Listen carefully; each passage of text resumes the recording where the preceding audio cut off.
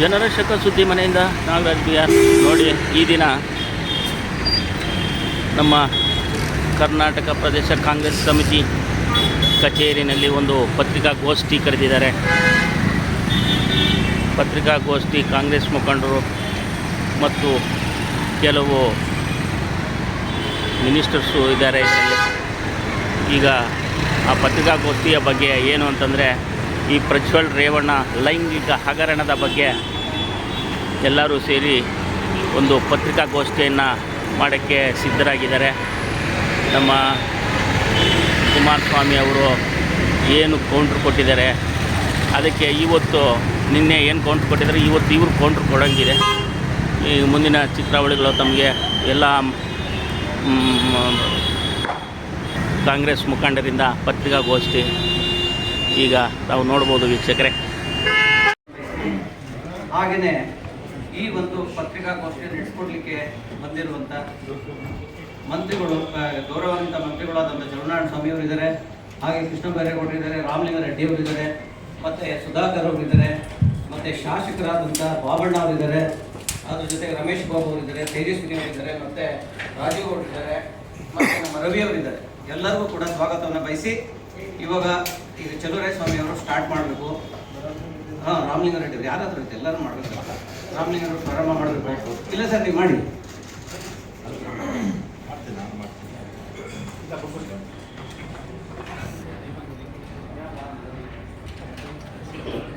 Sir, ನೀವು ಒಂದು ಕೆಲಸ ಮಾಡಿ, ಈ ಕಡೆ ಬನ್ನಿ.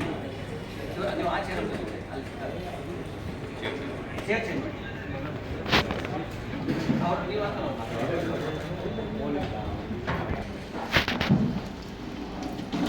ಈಗಾಗಲೇ ಭಾಳ ದಿನದಿಂದ ಕರ್ನಾಟಕ ರಾಜ್ಯದಲ್ಲಿ ಈ ದೇಶ ಗಮನ ಹರಿಸುವಂಥ ಮತ್ತು ಅನೇಕ ಪ್ರಪಂಚಾದ್ಯಂತ ಆಶ್ಚರ್ಯಪಡುವಂಥ ಒಂದು ವಿಚಾರಗಳನ್ನ ನೀವು ನಾವೆಲ್ಲ ನೋಡ್ತಾ ಬಂದಿದ್ದೀವಿ. ಬಹುಶಃ ಮೊನ್ನೆಯಿಂದ ಯಾವುದೇ ಒಂದು ಜವಾಬ್ದಾರಿಯುತ ಪ್ರಜಾಪ್ರತಿನಿಧಿ ಸರ್ಕಾರಗಳು ಇಂಥ ವಿಚಾರಗಳು ಬಂದಾಗ ಒಂದು ತನಿಖೆಯನ್ನು ಮಾಡಿಸ್ತಕ್ಕಂಥದ್ದು ಪ್ರತಿಯೊಂದು ಸರ್ಕಾರದ ಜವಾಬ್ದಾರಿ. ಅದು ಕಾಂಗ್ರೆಸ್ ಸರ್ಕಾರ ಆಗಲಿ, BJP ಸರ್ಕಾರ ಆಗಲಿ, ಅಥವಾ ಯಾವುದೇ ಸರ್ಕಾರ ಆಗಲಿ, ಇದು ಸಹಜವಾದಂಥ ಮಾಡಲೇಬೇಕಾದಂಥ ಕರ್ತವ್ಯ, ಜವಾಬ್ದಾರಿ. ಬಹುಶಃ ಅಪೋಸಿಷನ್ ಅವರು ಸರ್ಕಾರ ಮಾಡಿದಂಥ ತನಿಖೆಯ ವ್ಯವಸ್ಥೆಯನ್ನು ಒಪ್ಪಬೇಕು ಅಂತೇಳಿ ಯಾವ ಸರ್ಕಾರವೂ ಅವರಿಗೆ ಒತ್ತಾಯ ಮಾಡಲಿಕ್ಕೆ ಸಾಧ್ಯ ಆಗಲ್ಲ. ಅದು ಸಹ ಪ್ರಜಾಪ್ರಭುತ್ವದಲ್ಲಿ ಗೊತ್ತಿರ್ತಕ್ಕಂಥ ವಿಷಯ. ಅಷ್ಟೊಂದು ನಮ್ಮಲ್ಲಿ ಇವತ್ತು ರಾಮರಾಜ್ಯ ಆಗಿ ಉಳಿದಿಲ್ಲ. ಬಹುಶಃ ಒಳ್ಳೆಯದು ಅಂತ ಹೇಳುವಂಥ ಪರಿಸ್ಥಿತಿಯಲ್ಲಿ ನಮ್ಮ ದೇಶದ ವ್ಯವಸ್ಥೆ ಇವತ್ತು ನಾವು ಯಾರೂ ಸಹ ಅದನ್ನು ಎಕ್ಸ್ಪೆಕ್ಟು ಮಾಡಲಿಕ್ಕಾಗದೇ ಇರುವಂಥ ಪರಿಸ್ಥಿತಿಯನ್ನು ತಲುಪಿದೆ. ಆದರೆ ಹೊರಗಡೆ ಇಟ್ಕೊಂಡು ಹಿಂಗೇ ಮಾಡಬೇಕು ಅಂತ ಸರ್ಕಾರಕ್ಕೆ ಡೈರೆಕ್ಷನ್ನು ಕೊಡಲಿಕ್ಕೆ ಸಾಧ್ಯ ಇಲ್ಲ ಅನ್ನೋದನ್ನು ನಾವು ಅರ್ಥ ಮಾಡ್ಕೊಂಡಿದ್ದೀವಿ. ಬಹುಶಃ ನಮ್ಮೆಲ್ಲ ಸ್ನೇಹಿತರುಗಳು ಅರ್ಥ ಮಾಡ್ಕೊಂಡಿದ್ರು ಅಂತ ಅನಿಸುತ್ತೆ. ಹಿಂದೆ ಅವರೆಲ್ಲ ಆಡಳಿತ ಮಾಡೋ ಸಂದರ್ಭದಲ್ಲಿ ಇದೇ ರಾಜ್ಯದ ಎಲ್ಲ ಅಧಿಕಾರಿಗಳನ್ನ ಪ್ರಶಂಸೆ ಮಾಡಿರ್ತಕ್ಕಂಥದ್ದು ಸಹ ನಿಮ್ಮ ಹತ್ರ ವಿಚಾರಗಳಿದೆ ಅಂತ ಅನ್ಕೋತೀವಿ. ಬೇರೆ ದೇಶದ CBIಗಿಂತ, EDಗಿಂತ, ಬೇರೆ ಬೇರೆ ತನಿಖಾ ಸಂಸ್ಥೆಗಳಿಗಿಂತ ನಮ್ಮ ಹತ್ರ ಸಮರ್ಥರಿದ್ದಾರೆ ಅನ್ನೋ ಒಂದು ವಿಚಾರವನ್ನು, ಅದರಲ್ಲೂ ವಿಶೇಷವಾಗಿ ಜನತಾದಳದ ನಾಯಕರುಗಳು ಪದೇ ಪದೇ ಹೇಳಿರ್ತಕ್ಕಂಥ ವಿಚಾರಗಳನ್ನು ಸಹ ನಾವು ನೋಡಿದ್ವಿ. ಆದರೆ ಇವತ್ತು ಮಾತ್ರ SIT ಒಂದು ವ್ಯವಸ್ಥೆ ಸರಿ ಇಲ್ಲ, ಅವ್ರ ಮೇಲೆ ನಮಗೆ ನಂಬಿಕೆ ಇಲ್ಲ ಅನ್ನೋ ಒಂದು ವಿಚಾರವನ್ನು ಪ್ರಸ್ತಾಪ ಮಾಡ್ತಾರೆ. ಬಹುಶಃ ಅದು ತನಿಖೆ ವರದಿ ಹೊರಗಡೆ ಬಂದ ಮೇಲೆ ಸಮಾಧಾನ ಇಲ್ಲ ಅನ್ನೋದು ಒಂದು ಕಡೆ ಆದರೆ, ಇನ್ನೂ ತನಿಖೆ ಪ್ರಾರಂಭದಲ್ಲೇ ಅದನ್ನು ವಿರೋಧ ಮಾಡ್ತಕ್ಕಂಥದ್ದು ಎಷ್ಟರ ಮಟ್ಟಿಗೆ ಜವಾಬ್ದಾರಿ ಸ್ಥಾನದಲ್ಲಿ ಇದ್ದವರು ಹೇಳ್ತಕ್ಕಂಥದ್ದು ಅನ್ನೋದನ್ನು ಬಹುಶಃ ಯೋಚನೆ ಮಾಡಬೇಕು. ಮತ್ತು ಇಲ್ಲಿ ಬಹಳ ಮುಖ್ಯವಾಗಿ ನಾವು ಗಮನ ಹರಿಸೋದು ಪ್ರಾರಂಭ ಹೇಗಾಯಿತು. ಈ ವಿಚಾರವನ್ನು ಇಷ್ಟೊಂದೆಲ್ಲ ಕರ್ನಾಟಕದ ಇಡೀ ಕನ್ನಡಿಗರು ತಲೆ ಬಗ್ಗಿಸುವಂಥ ಯೋಚನೆ ಮಾಡತಕ್ಕಂಥ ವಿಚಾರ ಹೆಂಗೆ ಬಂತು, ಇದಕ್ಕೆ ಯಾರು ಕಾರಣರು. ಒಂದು ಕಡೆ ಅಷ್ಟೊಂದು ಸಂಸಾರಗಳು ಇವತ್ತು ಇಂಥ ಕೆಟ್ಟ ಪರಿಸ್ಥಿತಿಯನ್ನು ಎದುರಿಸ್ತಕ್ಕಂಥದಕ್ಕೆ ಕಾರಣ. ಮತ್ತು ಅದ್ರ ಜೊತೆಗೆ ಯಾರಾದರೂ ಬೇರೆಯವರು ಇವರ ಮಧ್ಯದಲ್ಲಿ ಹೋಗಿ ವಿಡಿಯೋ ಮಾಡಿದ್ರ ಅಥವಾ ಇನ್ಯಾವುದಾರು ರೀತಿಯಲ್ಲಿ ಇದನ್ನು ಪ್ರಯತ್ನ ಮಾಡಿದ್ರ, ಅದನ್ನು ಅವರೇ ಮಾಡ್ಕೊಂಡಿರ್ತಾರೆ. ಅಲ್ಲಿಂದ ಎಲ್ಲಿಗೆ ಟ್ರಾನ್ಸ್ಫರ್ ಆಗ್ತು, ಇವೆಲ್ಲವನ್ನು ಬಿಟ್ಟು ಗಾಳಿಗೆ ಹೋದ್ಮೇಲೆ ಗಾಳಿನಲ್ಲಿ ಯಾವ್ಯಾವ ದಿಕ್ಕಿಗೆ ಪ್ರಚಾರ ಹೋಗುತ್ತೆ ಅನ್ನೋದನ್ನ ಯಾರ ಕೈಗೂ ಯಾರು ಕಂಟ್ರೋಲ್ ಮಾಡಲಿಕ್ಕೆ ಸಾಧ್ಯ ಆಗುತ್ತೆ. ಆಮೇಲೆ ಜೊತೆಗೆ ಡೆಲ್ಲಿನಲ್ಲೋ ಮುಂಬೈನಲ್ಲೋ ಬೆಂಗಳೂರಿನಲ್ಲೋ ಈ ವಿಚಾರ ಪ್ರಾರಂಭ ಆಗಲಿಲ್ಲ, ಪ್ರಚಾರ ಆಗಲಿಲ್ಲ. ಇದು ಪ್ರಪ್ರಥಮವಾಗಿ ಹಾಸನ ಜಿಲ್ಲೆ ಒಳಗಡೆ ಹೊರಗಡೆ ಬಂದಂಥದ್ದು. ಅದಾದ ಮೇಲೆ ಇವತ್ತಿನ ಸೋಷಿಯಲ್ ಮೀಡಿಯಾ ನಮಗೆ ಎಲ್ಲರಿಗೂ ಗೊತ್ತಿದೆ, ಯಾರ ಕಂಟ್ರೋಲು ಇಲ್ಲ, ಯಾವ ರೀತಿ ಸ್ಪ್ರೆಡ್ ಆಗುತ್ತೆ ಅನ್ನೋದು ಎಲ್ಲರಿಗೂ ಗೊತ್ತಿರ್ತಕ್ಕಂಥದ್ದು. ಇಷ್ಟೆಲ್ಲ ಇದ್ದು ಬಹುಶಃ ಇದೊಂದು ಗಂಭೀರವಾದಂಥ ವಿಚಾರ. ಇದು ಅಪರಾಧಿಗಿಂತ ಹೆಚ್ಚಾಗಿ ಇಡೀ ರಾಜ್ಯದ ಕನ್ನಡಿಗರು ಸ್ವಲ್ಪ ಭಾಳಷ್ಟು ಗಂಭೀರವಾಗಿ ತಗೊಳ್ತಕ್ಕಂಥ ವಿಚಾರವಾಗಿದೆ. ಇದು ತನಿಖೆ ಆಗಲಿ, ತನಿಖೆಯಿಂದ ಹೊರಗಡೆ ಬಂದ ಮೇಲೆ ಇದೇನಾದರೂ ವ್ಯತ್ಯಾಸಗಳಿದ್ದರೆ ಇದನ್ನು ಚರ್ಚೆ ಮಾಡೋಣ ಅಂಥೇಳಿ ಎಲ್ಲ ಪಕ್ಷದ ಮುಖ್ಯಸ್ಥರು ಸಹ ಗಂಭೀರವಾಗಿ ತನಿಖೆಗೆ ಗೌರವ ಕೊಟ್ಟು, ತನಿಖೆ ಆಗಲಿ ಏನಾದರೂ ಸಣ್ಣ ಪುಟ್ಟ ವ್ಯತ್ಯಾಸ ಇದ್ದರೆ ಅದಕ್ಕೆ ಮಾರ್ಗದರ್ಶನ ಮಾಡ್ಕೊಂಡು ಹೋಗಬೇಕಾಗಿರ್ತಕ್ಕಂಥದ್ದು ಪ್ರತಿಯೊಬ್ಬ ಜವಾಬ್ದಾರಿ ಸ್ಥಾನದಲ್ಲಿ ಇರೋರು, ಜವಾಬ್ದಾರಿ ಸ್ಥಾನವನ್ನು ಅಲಂಕರಿಸಿದ್ದವರು ಎಲ್ಲರ ಕರ್ತವ್ಯ ಅಂತ ನಾನು. ಇದ್ರ ಬಗ್ಗೆ ನಮಗೆ ಈಗಲೂ ಪ್ರೆಸ್ ಮೀಟ್ ಮಾಡಲಿಕ್ಕೂ ವಿಚಾರ ಹೇಳಲಿಕ್ಕೂ ನಮಗೆ ಸ್ವಲ್ಪ ಮುಜುಗರನೇ ಆಗುತ್ತೆ. ಸ್ವಲ್ಪ ಮಟ್ಟಿಗೆ ತನಿಖೆ ಆಗೋವರೆಗೂ ಈ ವಿಚಾರವನ್ನು ನಾವು ಇಷ್ಟೊಂದೆಲ್ಲ ಬೀದಿ ಬಂದು ಚರ್ಚೆ ಮಾಡೋವಂಥದ್ದಲ್ಲ. ಯಾವುದ್ರ ಬಗ್ಗೆ ಎಷ್ಟು ಗಂಭೀರವಾಗಿ ತಗೋಬೇಕು, ಯಾವುದನ್ನು ಹೆಂಗೆ ಚರ್ಚೆ ಮಾಡಬೇಕು, ಯಾವ ವಿಚಾರನ ನಾವು ಬಾಯಿನಲ್ಲಿ ಮಾತಾಡಬೇಕು, ಯಾವ ವಿಚಾರವನ್ನು ನಾವು ಮೀಡಿಯಾ ಮುಂದೆ ಹೋಗಬೇಕು ಅಂತೆಲ್ಲ ಯೋಚನೆ ಮಾಡಿದ್ರೆ ನಮ್ಗೆ ಅದನ್ನ ನಿಮಿಷ ಮಾತಾಡಲಿಕ್ಕೆ ಸಾಧ್ಯ ಆಗಲ್ಲ, ಸೈಲೆಂಟಾಗಿರ್ಬೇಕು ಅನಿಸುತ್ತೆ. ಇಂಥ ಒಂದು ವಿಚಾರವನ್ನು ಏನು ಬೀದಿ ರಂಪ ಮಾಡ್ಕೊಂಡು ನಿಂತಿರ್ತಕ್ಕಂಥವ್ರು ಯಾರು ಜನರು ಏನು ಊರೂರಲ್ಲೆಲ್ಲ ಬಂದು ಏನು ಸಾಧನೆ ಮಾಡಿದ್ದಾರೆ ಅಂತ ಪ್ರತಿಭಟನೆಗೆ ಇವರೆಲ್ಲ ಜನ ನಿಲ್ಲಿಸ್ಕೊಂಡು ನಿಂತಿರೋ ಗೊತ್ತಿಲ್ಲ. ಯಾವ ವಿಚಾರಕ್ಕೋಸ್ಕರ ಇವರು ಪ್ರತಿಭಟನೆ ಮಾಡಲಿಕ್ಕೆ ಇಡೀ ರಾಜ್ಯಾದ್ಯಂತ ನಾವು ಕರೆ ಕೊಟ್ಕೊಂಡು ನಿಂತಿದ್ದಾರೆ ನಮ್ಗೆ ಅರ್ಥ ಆಗ್ತಾಯಿದೆ. ಒಬ್ಬೊಬ್ಬರು ಒಂಥರ ಮಾತನಾಡೋದು, ವಿಚಾರ ಮಾಡ್ತಕ್ಕಂಥದ್ದು. ಸೊ ಬೇಸಿಕಲಿ ನಡೆದಿರ್ತಕ್ಕಂಥ ಘಟನೆ, ಆ ನಡೆದಿರ್ತಕ್ಕಂಥ ಘಟನೆಯನ್ನು ಸೆರೆ ಹಿಡಿದಿರ್ತಕ್ಕಂಥ ಯಾರು, ಸೆರೆ ಹಿಡಿದಿರ್ತಕ್ಕಂಥ ಅವರು ಯಾರಿಗೆ ಟ್ರಾನ್ಸ್ಫರ್ ಮಾಡಿದ್ರು, ಇವೆಲ್ಲವನ್ನೂ ಬಿಟ್ಟು ಇವರು ಇದನ್ನು ಪ್ರಚಾರ ಮಾಡಲಿಕ್ಕೆ ನೇತೃತ್ವ ನಮ್ಮ ಪ್ರದೇಶ ಕಾಂಗ್ರೆಸ್ ಅಧ್ಯಕ್ಷರು ಯಾವುದೇ ಕಾರಣಕ್ಕೆ ಈ ವಿಚಾರವನ್ನು ಮಧ್ಯಪ್ರವೇಶ ಮಾಡಿರ್ತಕ್ಕಂಥದ್ದು ನಾವು ಯಾರೂ ಸಹ ನಾವು ನೋಡಲಿಕ್ಕೆ ಸಾಧ್ಯ ಇಲ್ಲ. ಅದು 100ಕ್ಕೆ 100 ಆ ವಿಚಾರ ಸಂಬಂಧ ಇದೆ ವಿಚಾರ. ಸೊ ಇವ್ರು ಟೀಕೆ ಮಾಡಿದಾಗ ಅವರು ಟೀಕೆ ಮಾಡಿದ್ರು, ಇವರು ಅವ್ರನ್ನ ಪ್ರಶ್ನೆ ಮಾಡಿದಾಗ ಅವರು ಇವ್ರನ್ನೇ ಪ್ರಶ್ನೆ ಮಾಡಿದ್ರು. ಇವರಿಬ್ಬರು ವಿಚಾರಗಳನ್ನ ಒಬ್ರಿಗೊಬ್ರು ಟಿ ವಿನಲ್ಲಿ ಬಂದಾಗ ಅವರು ಕಳೆದ ಚುನಾವಣೆ ಸಂದರ್ಭದಲ್ಲೇ ಅನೇಕ ವಿಚಾರಗಳನ್ನ ಅವ್ರು ವೈಯಕ್ತಿಕವಾಗಿ ಅವ್ರ ಮೇಲೆ ಇವರು ಅರಿಯಾದಾಗ ಅವರು ಸಹ ಒಬ್ಬ ತಡ್ಕೊಂಡಿದ್ದಾರೆ.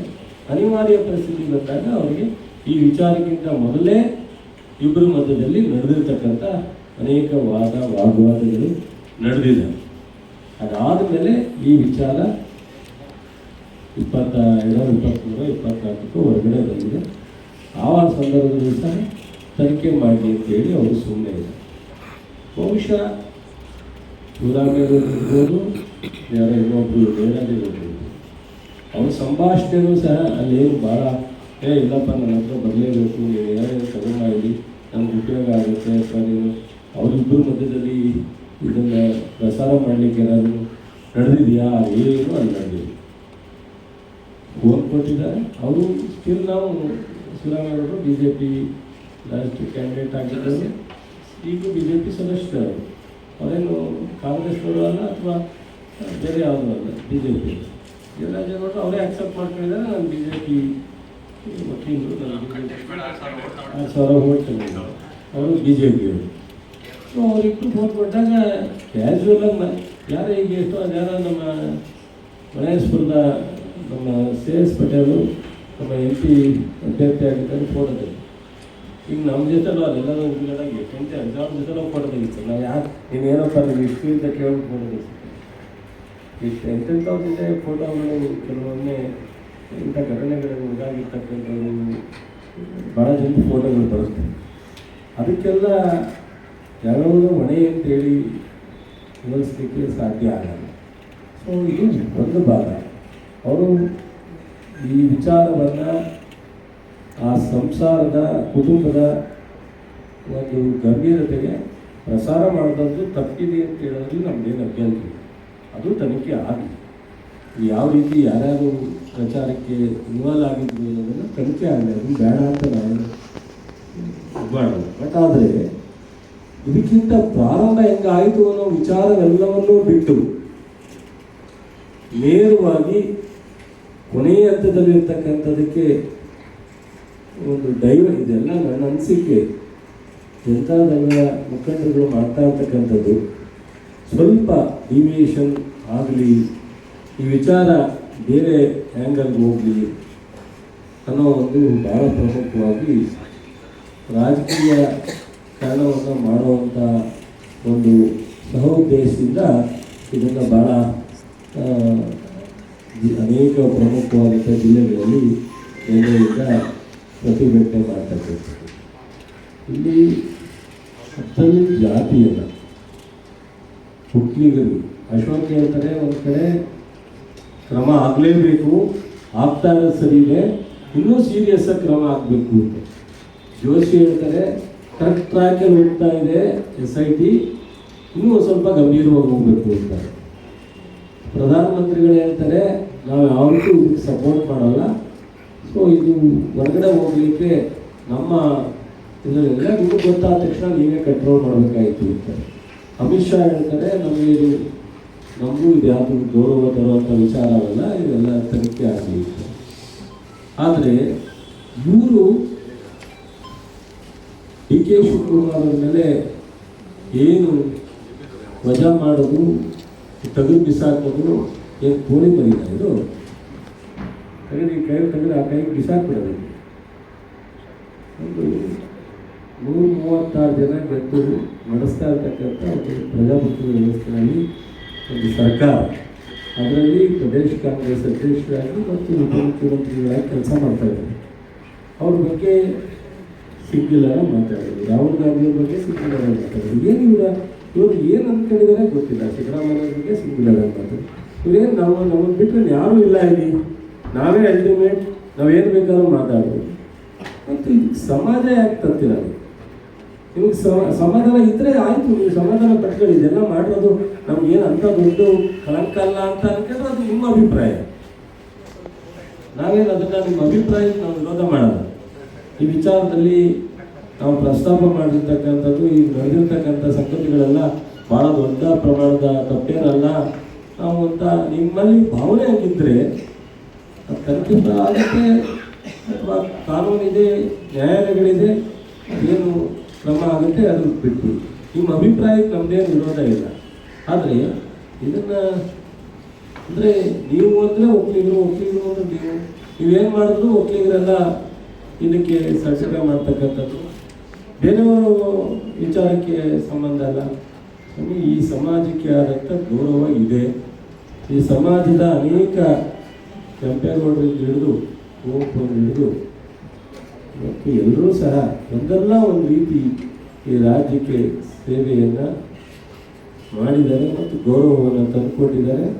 ಮತ್ತು ತುಂಬ ಇಡೀ ಎಲ್ಲ ಸಮಾಜವನ್ನು ಒಟ್ಟಿಗೆ ಏನಾದರೂ ತೊಗೊಂಡೋಗ್ತಕ್ಕಂಥ ಒಂದು ಸಮಾಜ ಅಂದರೆ ಅದು ಒಂದು ಒಟ್ಟಿಗೆ ಸಮಾಜ ಅನ್ನೋ ಒಂದು ಹೆಗ್ಗಳಿಕೆಯೂ ಇದೆ. ಈ ಒಂದು ಸಮಾಜವನ್ನು ಎಳಿತಕ್ಕಂಥದ್ದು ಮೊದಲನೇದಾಗಿ ನಾವು ಬಿಡಬೇಕು. ನಾವು ಈ ಸಮಾಜಕ್ಕೆ ಕಟ್ಟಾಳಲ್ಲ, ನೀವು ಸಹ ಈ ಸಮಾಜಕ್ಕೆ ಕಟ್ಟಾಳ.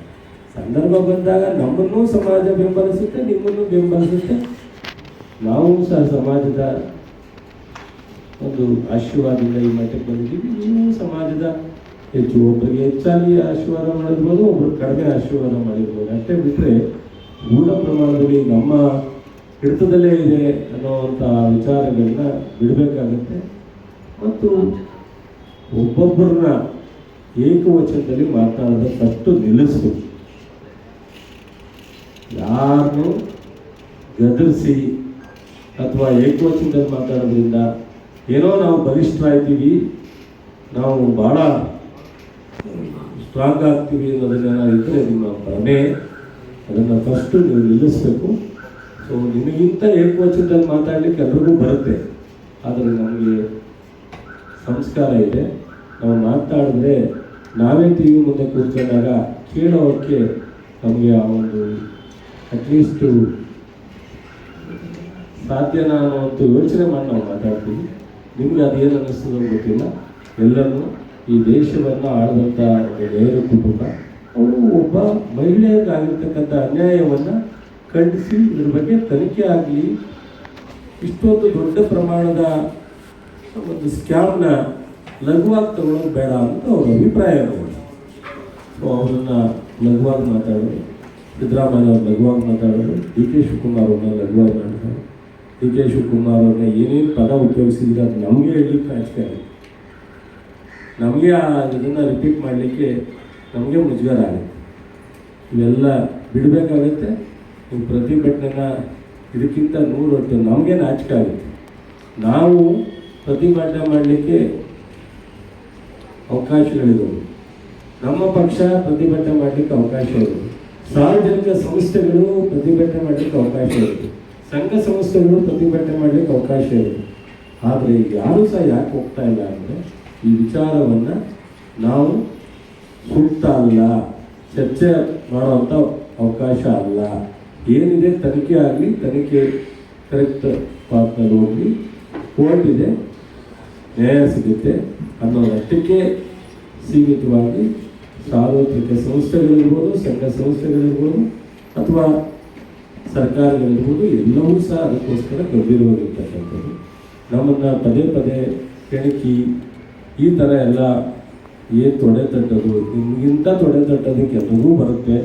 ತೊಡೆ ತಟ್ಟೋದನ್ನು ಬಿಟ್ಟು ಸೊ ನೀವು ಸಹ ಹೇಳಿದಿರಿ, ಎಕ್ಸ್ಪ್ರೆಸ್ ಮಾಡಿದ್ದೀರಿ ತನಿಖೆ ಆಗಲಿ ಅಂತ. ಆ ತನಿಖೆಗೆ ಸಂಪೂರ್ಣವಾಗಿ ಬಹುಶಃ ನೀವೇನು ಸರ್ಟಿಫಿಕೇಟ್ SITಗೆ ಕೊಡಬೇಕು ಅಂತ ನಾವು ಕೇಳೋಲ್ಲ, ಯಾರೂ ಸಹ ನಾವು ಡಿಮ್ಯಾಂಡ್ ಇಟ್ಟಿಲ್ಲ. ತನಿಖೆ ನಡೆಯುತ್ತೆ, ತನಿಖೆ ಬಂದಾಗ ನಿಮಗೆ ಸಮಾಧಾನ ಆಗುತ್ತೋ ಇದು ಅವಾಗ ನೀವು ಎಕ್ಸ್ಪ್ರೆಸ್ ಮಾಡಿ. ಅಟ್ಲೀಸ್ಟ್ ತನಿಖೆಯಿಂದ ಹೊರಗಡೆ ಬರೋವರೆಗೂ ನೀವು ತಾಳ್ಮೆಯಿಂದ ಇರಬೇಕು. ಇಲ್ಲ ಇದನ್ನೇ ಮುಂದುವರಿಸ್ತೀವಿ ಅಂದರೆ ಬೇರೆ ಥರ ಪರಿಣಾಮನ ನೀವು ಸಹ ಎದುರಿಸ್ಬೇಕಾಗುತ್ತೆ. ನಾವಿಲ್ಲಿ ಯಾತಕ್ಕೆ ನಾವು ಇದನ್ನು ಸ್ವಲ್ಪ ಲೋ ಪ್ರೊಫೈಲಲ್ಲಿ ತೊಗೊಂಡೋಗ್ತಾ ಇದ್ದೀವಿ ಅಂತ ಅಂದರೆ ಈ ವಿಚಾರಗಳನ್ನ ಸೊ ಸಾಮಾನ್ಯ ಜನರು ಸಹ ಇದೇನಿದು ಇಂಥ ವಿಚಾರವನ್ನು ಬೀದಿ ಚರ್ಚೆ ಮಾಡುವಂಥದ್ದು ಆಗಬಾರ್ದು ಅನ್ನೋದನ್ನು ಜನಾಭಿಪ್ರಾಯ ಇರೋದನ್ನು ನಾವು ಮನ್ನಣೆ ಕೊಟ್ಟು ಜನಾಭಿಪ್ರಾಯಕ್ಕೆ ಹೆಚ್ಚು ನಾವು ಮನ್ನಣೆ ಕೊಟ್ಟು ಇದನ್ನು ನಾವು ಹೊರಗಡೆ ಬೀದಿಗೆ ಹೋಗ್ತಾ ಇಲ್ಲ ಅನ್ನೋದನ್ನು ನೀವು ಇನ್ನು ಮುಂದೆ ಅದು ಅರ್ಥ ಮಾಡ್ಕೊತೀರಾ ಅಂತ ಅಂದ್ಕೊಂಡು ಅದನ್ನು ಬಿಟ್ಟು ನಾವು ಡಿವಿಯೇಷನ್ನೇ ತೊಗೋಬೇಕು, ಇದನ್ನು ತನಿಖೆಯಿಂದ ಇದು ಹೊರಗಡೆ ಜನರ ಹತ್ರ ಡೈಲ್ಯೂಟ್ ಮಾಡಬೇಕು, ಇದು ಹೊರಗಡೆ ಬಂದೇನೋ ವಿಚಾರ ಅರೆಸ್ಟು ಮಾಡೋದು ಯಾಕೆ ಅಂತಲೂ ಗೊತ್ತು ನಿಮಗೆ, ಮತ್ತು ಕಿಡ್ನಾಪ್ ಮಾಡಿದ್ದು ಯಾವುದು ಅಂತೂ ಗೊತ್ತಿದೆ ನಿಮಗೆ. ಆ ವಿಚಾರ ಏನೇನೋ ಮಾತಾಡೋದು, ನಮ್ಗೆ ಈ ವಿಚಾರ ಅಲ್ಲ, ಈ ವಿಚಾರ ಅಲ್ಲ, ಆ ವಿಚಾರ ಅಂತೇಳಿ. ಸೊ ಎಲ್ಲರೂ ಸಹ ಇದನ್ನು ಬಿಡಬೇಕು ಜನತಾದಳದ ಮುಖಂಡರು. ಅದರಲ್ಲೂ ಮಾನ್ಯ ಕುಮಾರಸ್ವಾಮಿಯವರು ಇದನ್ನು ಪದೇ ಪದೇ ಈ ವಿಚಾರನ ಪಬ್ಲಿಕ್ಗೆ ಹೋಗಿ ಸೊ ಇಂಥದ್ದೆಲ್ಲ ಡಿ ಕೆ ಶಿವಕುಮಾರ್ ಅವ್ರ ಬಗ್ಗೆ ಆಗಲಿ ಮುಖ್ಯಮಂತ್ರಿಗಳ ಬಗ್ಗೆ ಆಗಲಿ ಲಘುವಾಗಿ ಮಾತಾಡೋದನ್ನು ನಿಲ್ಲಿಸಬೇಕು. ಇದನ್ನು ಖಂಡಿಸ್ತೀವಿ. ಇಡೀ ಪಕ್ಷ, ಇಡೀ ಸಾರ್ವಜನಿಕರು ಸಹ ಇದನ್ನು ಖಂಡಿಸ್ತಾರೆ. ನಾವಂತೂ ಇದು ಯಾವುದೇ ಕಾರಣಕ್ಕೆ ಇದನ್ನು ಮುಂದೆ ಹೋಗ್ತಕ್ಕಂಥದ್ದು ನಿಮಗೆ ಗೌರವ ತರುವಂಥ ವಿಚಾರ ಅಲ್ಲ ಅಂತೇಳಿ ನಾನು ಹೇಳ್ತೇನೆ.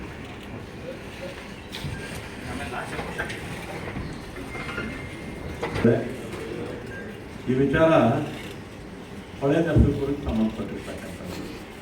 ಕಾರ್ತಿಕ್ ಅವರ ಡ್ರೈವರು ಮತ್ತು ಪ್ರಜ್ವಲ್ ರೇವಣ್ಣ, ದೇವರಾಜೇಗೌಡ ಮತ್ತು ರೇವಣ್ಣ. ನಾನು ದೇವರಾಜೇಗೌಡರ ವಕೀಲರು ಅವ್ರ ವಿಡಿಯೋಗಳನ್ನು ನೋಡಿದ್ದೀನಿ. ಹಾಗೆ ಕಾರ್ತಿಕ್ ಡ್ರೈವರ್ ಆ ವಿಡಿಯೋಗಳು ನೋಡಿದ್ದೆ. ಇದು ಅವ್ರಿಗೆ ಸಂಬಂಧಪಟ್ಟಿರ್ತಕ್ಕಂಥ ವಿಚಾರ ಇದು ಆಚೆ ಬಂದಿದೆ ಅಷ್ಟೇ, ಆಚೆ ಬಂದಿದೆ.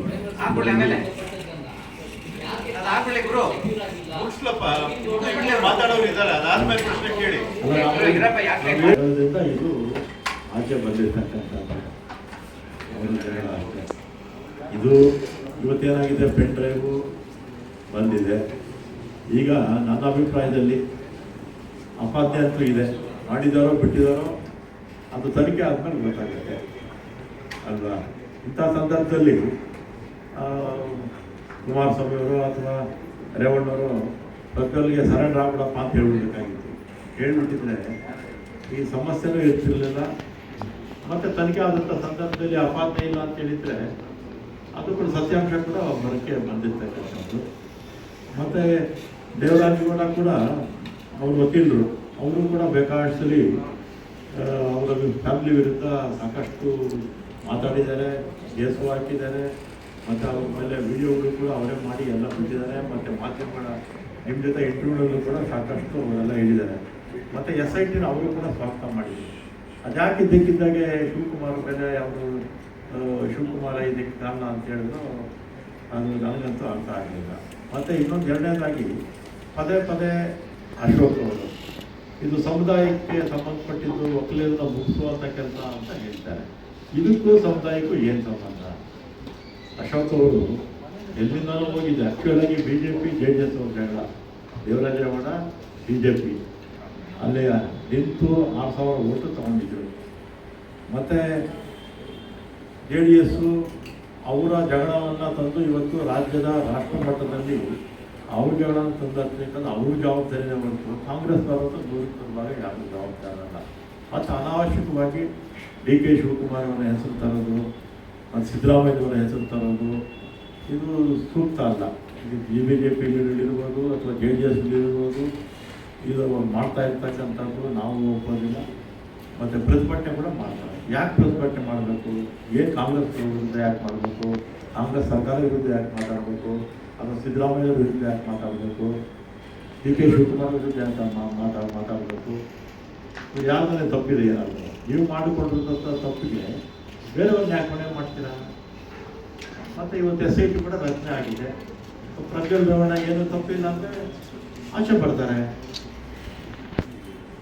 ಮತ್ತು ಪ್ರಧಾನಮಂತ್ರಿಗಳು ಕೂಡ ನರೇಂದ್ರ ಮೋದಿಯವರು ಬಾಗಲಕೋಟೆ ಮೀಟಿಂಗಲ್ಲಿ ಇದು ಮಾರ್ಕ್ ವಿಡಿಯೋ ಅಂತ ಹೇಳಿದ್ದಾರೆ. ಪ್ರಧಾನಮಂತ್ರಿಗಳು ದೇಶದ ಪ್ರಧಾನಮಂತ್ರಿನೇ ಮಾರ್ಕ್ ವಿಡಿಯೋ ಅಂತ ಅವರೇ ನೋಡಿದ್ರ?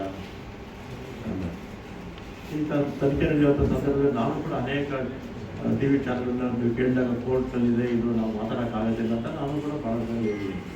ಅದರಿಂದ ಪದೇ ಪದೇ DK ಶಿವಕುಮಾರ್ ಅವ್ರನ್ನ ಎಲ್ಲದಕ್ಕೂ ಎಳೆಯುವಂಥದ್ದು, ಮತ್ತು ನಮ್ಮ ಮುಖ್ಯಮಂತ್ರಿಗಳನ್ನ ಎಳೆಯುವಂಥದ್ದು, ಮತ್ತು ನಮ್ಮ ಕಾಂಗ್ರೆಸ್ ಪಕ್ಷವನ್ನು ಎಲ್ಲರೂ ಎಳೆತರುವಂಥದ್ದು, ಇದೆಲ್ಲ ಕೂಡ ನೀವು ಮಾಡೋದು ಬಿಡಿ ಅಂತ ನಾನು ಈ ಸಂದರ್ಭದಲ್ಲಿ ಹೇಳ್ತೀನಿ.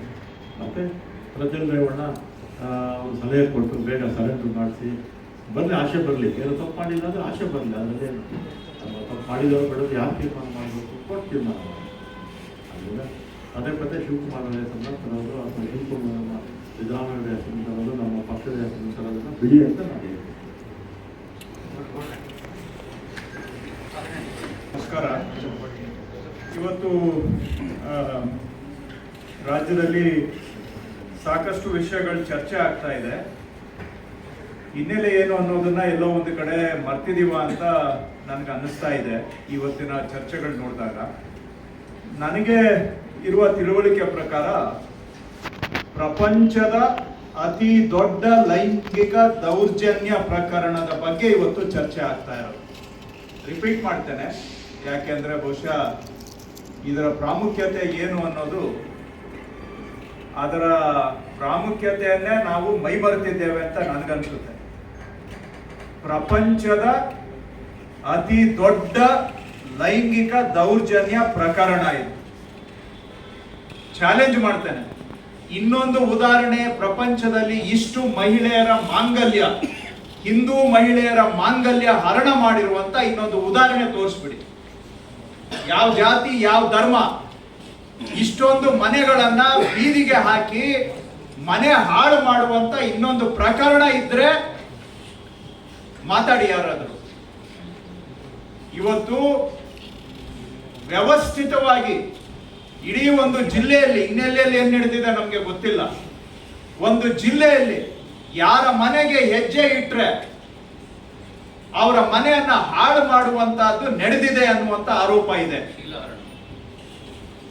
ಮಾನಹರಣ, ಶೀಲಹರಣ, ಮನೆ ಹಾಳು, ಮಾಂಗಲ್ಯ ದೋಚಿರುವಂತ ಪ್ರಕರಣ ಇದು. ಇದು ಮೂಲ ಪ್ರಕರಣ. ಇದ್ರ ಬಗ್ಗೆ ತನಿಖೆ ಆಗಬೇಕು. ಆರೋಪ ಇದೆ, ಸತ್ಯ ಹೊರಗೆ ಬರಬೇಕು. ಯಾರು ಮಾಡಿದ್ದು, ಹೌದಾ ಇಲ್ವಾ? ಇದರಲ್ಲಿ ಮಾನಹರಣ, ಮನೆ ಹರಣ ಆಗಿರುವಂತವರಿಗೆ ನ್ಯಾಯ ಸಿಗಬೇಕು. ಯಾರು ತಪ್ಪು ಮಾಡಿದ್ದಾರೆ ಅವರಿಗೆ ಶಿಕ್ಷೆ ಆಗಬೇಕು. ಇದು ನಮ್ಮ ಗುರಿ ಆಗಬೇಕು. ಆದ್ರೆ ಇವತ್ತು ನಡೀತಾ ಇರೋ ಚರ್ಚೆ ಹೇಗಿದೆ ಅಂದ್ರೆ, ದಿಕ್ಕು ನೋಡಿದಾಗ ಮಾನಹರಣ ಮಾಡಿದ್ದು ಅಪರಾಧ ಅಲ್ಲ, ಮನೆ ಹಾಳು ಮಾಡಿದ್ದು ಅಪರಾಧ ಅಲ್ಲ, ಮಾಂಗಲ್ಯ ದೋಚಿದ್ದು ಅಪರಾಧ ಅಲ್ಲ, ಇದರ ಬಗ್ಗೆ ಮಾತಾಡಿದ್ದು ಅಪರಾಧ.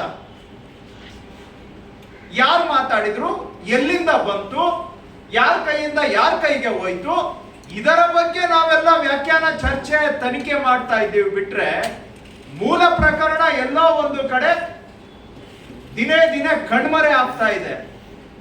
ಇದನ್ನ ನೋಡಿದಾಗ ನನಗೆ ಅನುಮಾನ ಬರ್ತಾ ಇದೆ. ಇವತ್ತು ಚರ್ಚೆಯ ದಿಕ್ಕು ನೋಡಿದಾಗ ಮೂಲ ಹಗರಣವನ್ನ, ಪ್ರಪಂಚದ ಅತಿ ದೊಡ್ಡ ಲೈಂಗಿಕ ದೌರ್ಜನ್ಯ ಪ್ರಕರಣವನ್ನ ಮುಚ್ಚು ಹಾಕುವಂತ ವ್ಯವಸ್ಥಿತ ಪ್ರಯತ್ನ ನಡೀತಾ ಇದೆ ಅನ್ನೋ ಆತಂಕ ನನ್ನ ಮನಸ್ಸಿನಲ್ಲಿದೆ. ಸೊ ಈ ಚರ್ಚೆಯ ಮೂಲ ಉದ್ದೇಶ ಏನಂದ್ರೆ, ಯಾರು ಪ್ರಪಂಚದ ಇತಿಹಾಸದಲ್ಲಿ ಅತಿ ದೊಡ್ಡ ಲೈಂಗಿಕ ದೌರ್ಜನ್ಯ ಎಸಗಿದ್ದಾರೆ ಅವರನ್ನ ಬಚಾವ್ ಮಾಡಿ ಪ್ರಕರಣವನ್ನ ಮುಚ್ಚಾಕಿ ಇದರಲ್ಲಿ ಅನ್ಯಾಯ ಅನುಭವಿಸಿರುವಂತಹ ಸಂತ್ರಸ್ತರೇನಿದ್ದಾರೆ ಅವರಿಗೆ ನ್ಯಾಯ ಹರಣನು, ಮಾನಹರಣ ಆಗಿದೆ. ಈಗ ನ್ಯಾಯ ಹರಣನು ಮಾಡುವಂತ ದಿಕ್ಕಿನಲ್ಲಿ ಚರ್ಚೆಗಳು ಸಾಗ್ತಾ ಇದ್ದಾವೆ ಅನ್ನೋ ಆತಂಕ ನನಗೆ ಕಾಣ್ತಾ ಇದೆ. ಒಟ್ಟಾರೆ ಇದು ಪ್ಲಾನ್ಡ್ ಎಫರ್ಟ್, ಸರ್ಜಿಕಲ್ ಸ್ಟ್ರೈಕ್. ಏನಂದ್ರೆ ಈ ಪ್ರಕರಣವನ್ನ ಮುಚ್ಚಾಕೋದಕ್ಕೋಸ್ಕರ. ಅದಕ್ಕೆ ಡೈವರ್ಷನ್ ಯಾವ ಕಡೆಗೆ, ಎಲ್ಲಿಂದ ಬಂತು ಇದು ಅಂತ. ಸೊ ಹೇಗಿದೆ ಅಂದ್ರೆ, ದರೋಡೆ ಮಾಡಿದ್ದು ಅಪರಾಧ ಅಲ್ಲ, ಯಾರು ದರೋಡೆ ಮಾಡಿದ್ರು, ಯಾರ ಮನೆ ದರೋಡೆ ಮಾಡಿದ್ರು ಇದು ಮುಖ್ಯ ಅಲ್ಲ. ದರೋಡೆ ಬಗ್ಗೆ ಕಂಪ್ಲೇಂಟ್ ಯಾರು ಕೊಟ್ರು ಅನ್ನೋದು ಮುಖ್ಯ ಆಗ್ಬಿಟ್ಟಿದೆ. ಈಗ ರೇಪ್ ಮಾಡಿದವರು, ಮಾಡಿಸ್ಕೊಂಡವರು ಎಲ್ಲಿಗೋ ಹೊಟ್ಟೋದ್ರು, ಯಾರಿಂದ ರೇಪ್ ಗೊತ್ತಾಯ್ತು, ರೇಪ್ ಆಯ್ತು ಅಂತೇಳಿ ಅಂತ. ಇದು ಮಹಿಳೆಯರ ಮಾನದ ಬಗ್ಗೆ ಮಾತಾಡ್ತಕ್ಕಂಥವ್ರು, ಆ ಮಹಿಳೆಯರಿಗೆ ನ್ಯಾಯ ಸಿಗೋದಕ್ಕೆ ಏನ್ ಮಾಡ್ತಾ ಇದ್ದಾರೆ ಇವತ್ತು? ಎಲ್ಲಾದ್ರೂ ಅದ್ರ ಬಗ್ಗೆ ಚರ್ಚೆ ನಡೀತಾ ಇದೆಯಾ? ಯಾರು ತಪ್ಪಿಸ್ತಿದ್ದಾರೆ ಅವರಿಗೆ ಶಿಕ್ಷೆ ಆಗ್ಬೇಕು ಅನ್ನೋ ಚರ್ಚೆ ನಡೀತಾ ಇದೆಯಾ? ಎಲ್ಲಿಂದ ಬಂತು ಅಂತ. ಆಯ್ತು, ನಿಮಗೆ ಚರ್ಚೆಗೋಸ್ಕರ ನಾನು ಆ ಪ್ರಶ್ನೆಗೆ ಉತ್ತರ ಕೊಡ್ಲಿಕ್ಕೆ ಪ್ರಯತ್ನ ಮಾಡ್ತೇನೆ. ಎಲ್ಲಿಂದ ಬಂತು? ಇಲ್ಲಿವರೆಗೂ ನಾವು ಒಪ್ಕೊಂಡಿರುವಂತ ವಾಸ್ತವಾಂಶಗಳು ಏನು? ಯಾರೋ ಒಬ್ರು ಅವ್ರ ಜೊತೆ ಕೆಲಸ ಮಾಡ್ತಾ ಇದ್ರು, ಅವ್ರ ಹೆಸರುಗಳನ್ನ ಹೇಳಿ ನಾನು ಅವ್ರನ್ನ ಇಲ್ಲಿ ಕಿರೀಟದಲ್ಲಿ ಕೂರಿಸ್ಲಿಕ್ಕೆ ಬಯಸೋದಿಲ್ಲ. ಅವ್ರ ಹತ್ರ ಇದಿತ್ತು ಸಾಕ್ಷಿಗಳು, ಅದನ್ನ ತಗೊಂಡೋಗಿ ಇನ್ನೊಬ್ರು ಬಿಜೆಪಿ ಲೀಡರ್ ಕೈಗೆ ಕೊಟ್ರು. ಆ ಕೊಟ್ಟು ಬಹುಶಃ ಸರಿಸುಮಾರು 1 ವರ್ಷ ಅವಧಿ ಆಗಿದೆ ಅಂತ ನನ್ಗನ್ಸುತ್ತೆ. ಸಾಂದರ್ಭಿಕವಾಗಿ ನೋಡಿದಾಗ 1 ವರ್ಷ ಆಗಿದೆ. ಅದನ್ನ ತೆಗೆದುಕೊಂಡರು ಲಾಯರು, ಕಾನೂನು ಬಗ್ಗೆ ಪುಂಖಾನುಪುಂಖ ಮಾತಾಡ್ತಾರೆ. ಈ ತರ ಪ್ರಪಂಚದ ಅತಿ ದೊಡ್ಡ ಲೈಂಗಿಕ ದೌರ್ಜನ್ಯ ಆಗಿದ್ದಾಗ ಅವ್ರು ಅದನ್ನ ಲಕೋಟೆಯಲ್ಲಿ ಇಟ್ಬಿಟ್ಟು ತಗೊಂಡೋಗ್ಬಿಟ್ಟು ಡೈರೆಕ್ಟರ್ ಜನರಲ್ ಆಫ್ ಪೊಲೀಸ್ಗೆ ಯಾಕೆ ಕೊಡ್ಲಿಲ್ಲ? ಕೊಟ್ಟಿದ್ರೆ ಇವತ್ತು ಯಾವ್ದು ಬೀದಿಯಲ್ಲಿ ಮಾನ ಯಾವ್ದು ಹರಾಜ್ ಆಗ್ತಾ ಇರ್ಲಿಲ್ವಲ್ಲ. ಇಲ್ಲ ಡೈರೆಕ್ಟರ್ ಜನರಲ್ ಆಫ್ ಪೊಲೀಸ್ ಮೇಲೆ ನಂಬಿಕೆ ಇಲ್ಲ ಅಂತ ಹೇಳಿದ್ರೆ ತಗೊಂಡೋಗಿ ಹೈಕೋರ್ಟ್ ಚೀಫ್ ಜಸ್ಟಿಸ್ಗೆ ಕೊಡ್ಬೋದಾಗಿತ್ತಲ್ಲ, ಇದನ್ನ ತನಿಖೆ ಮಾಡಿ.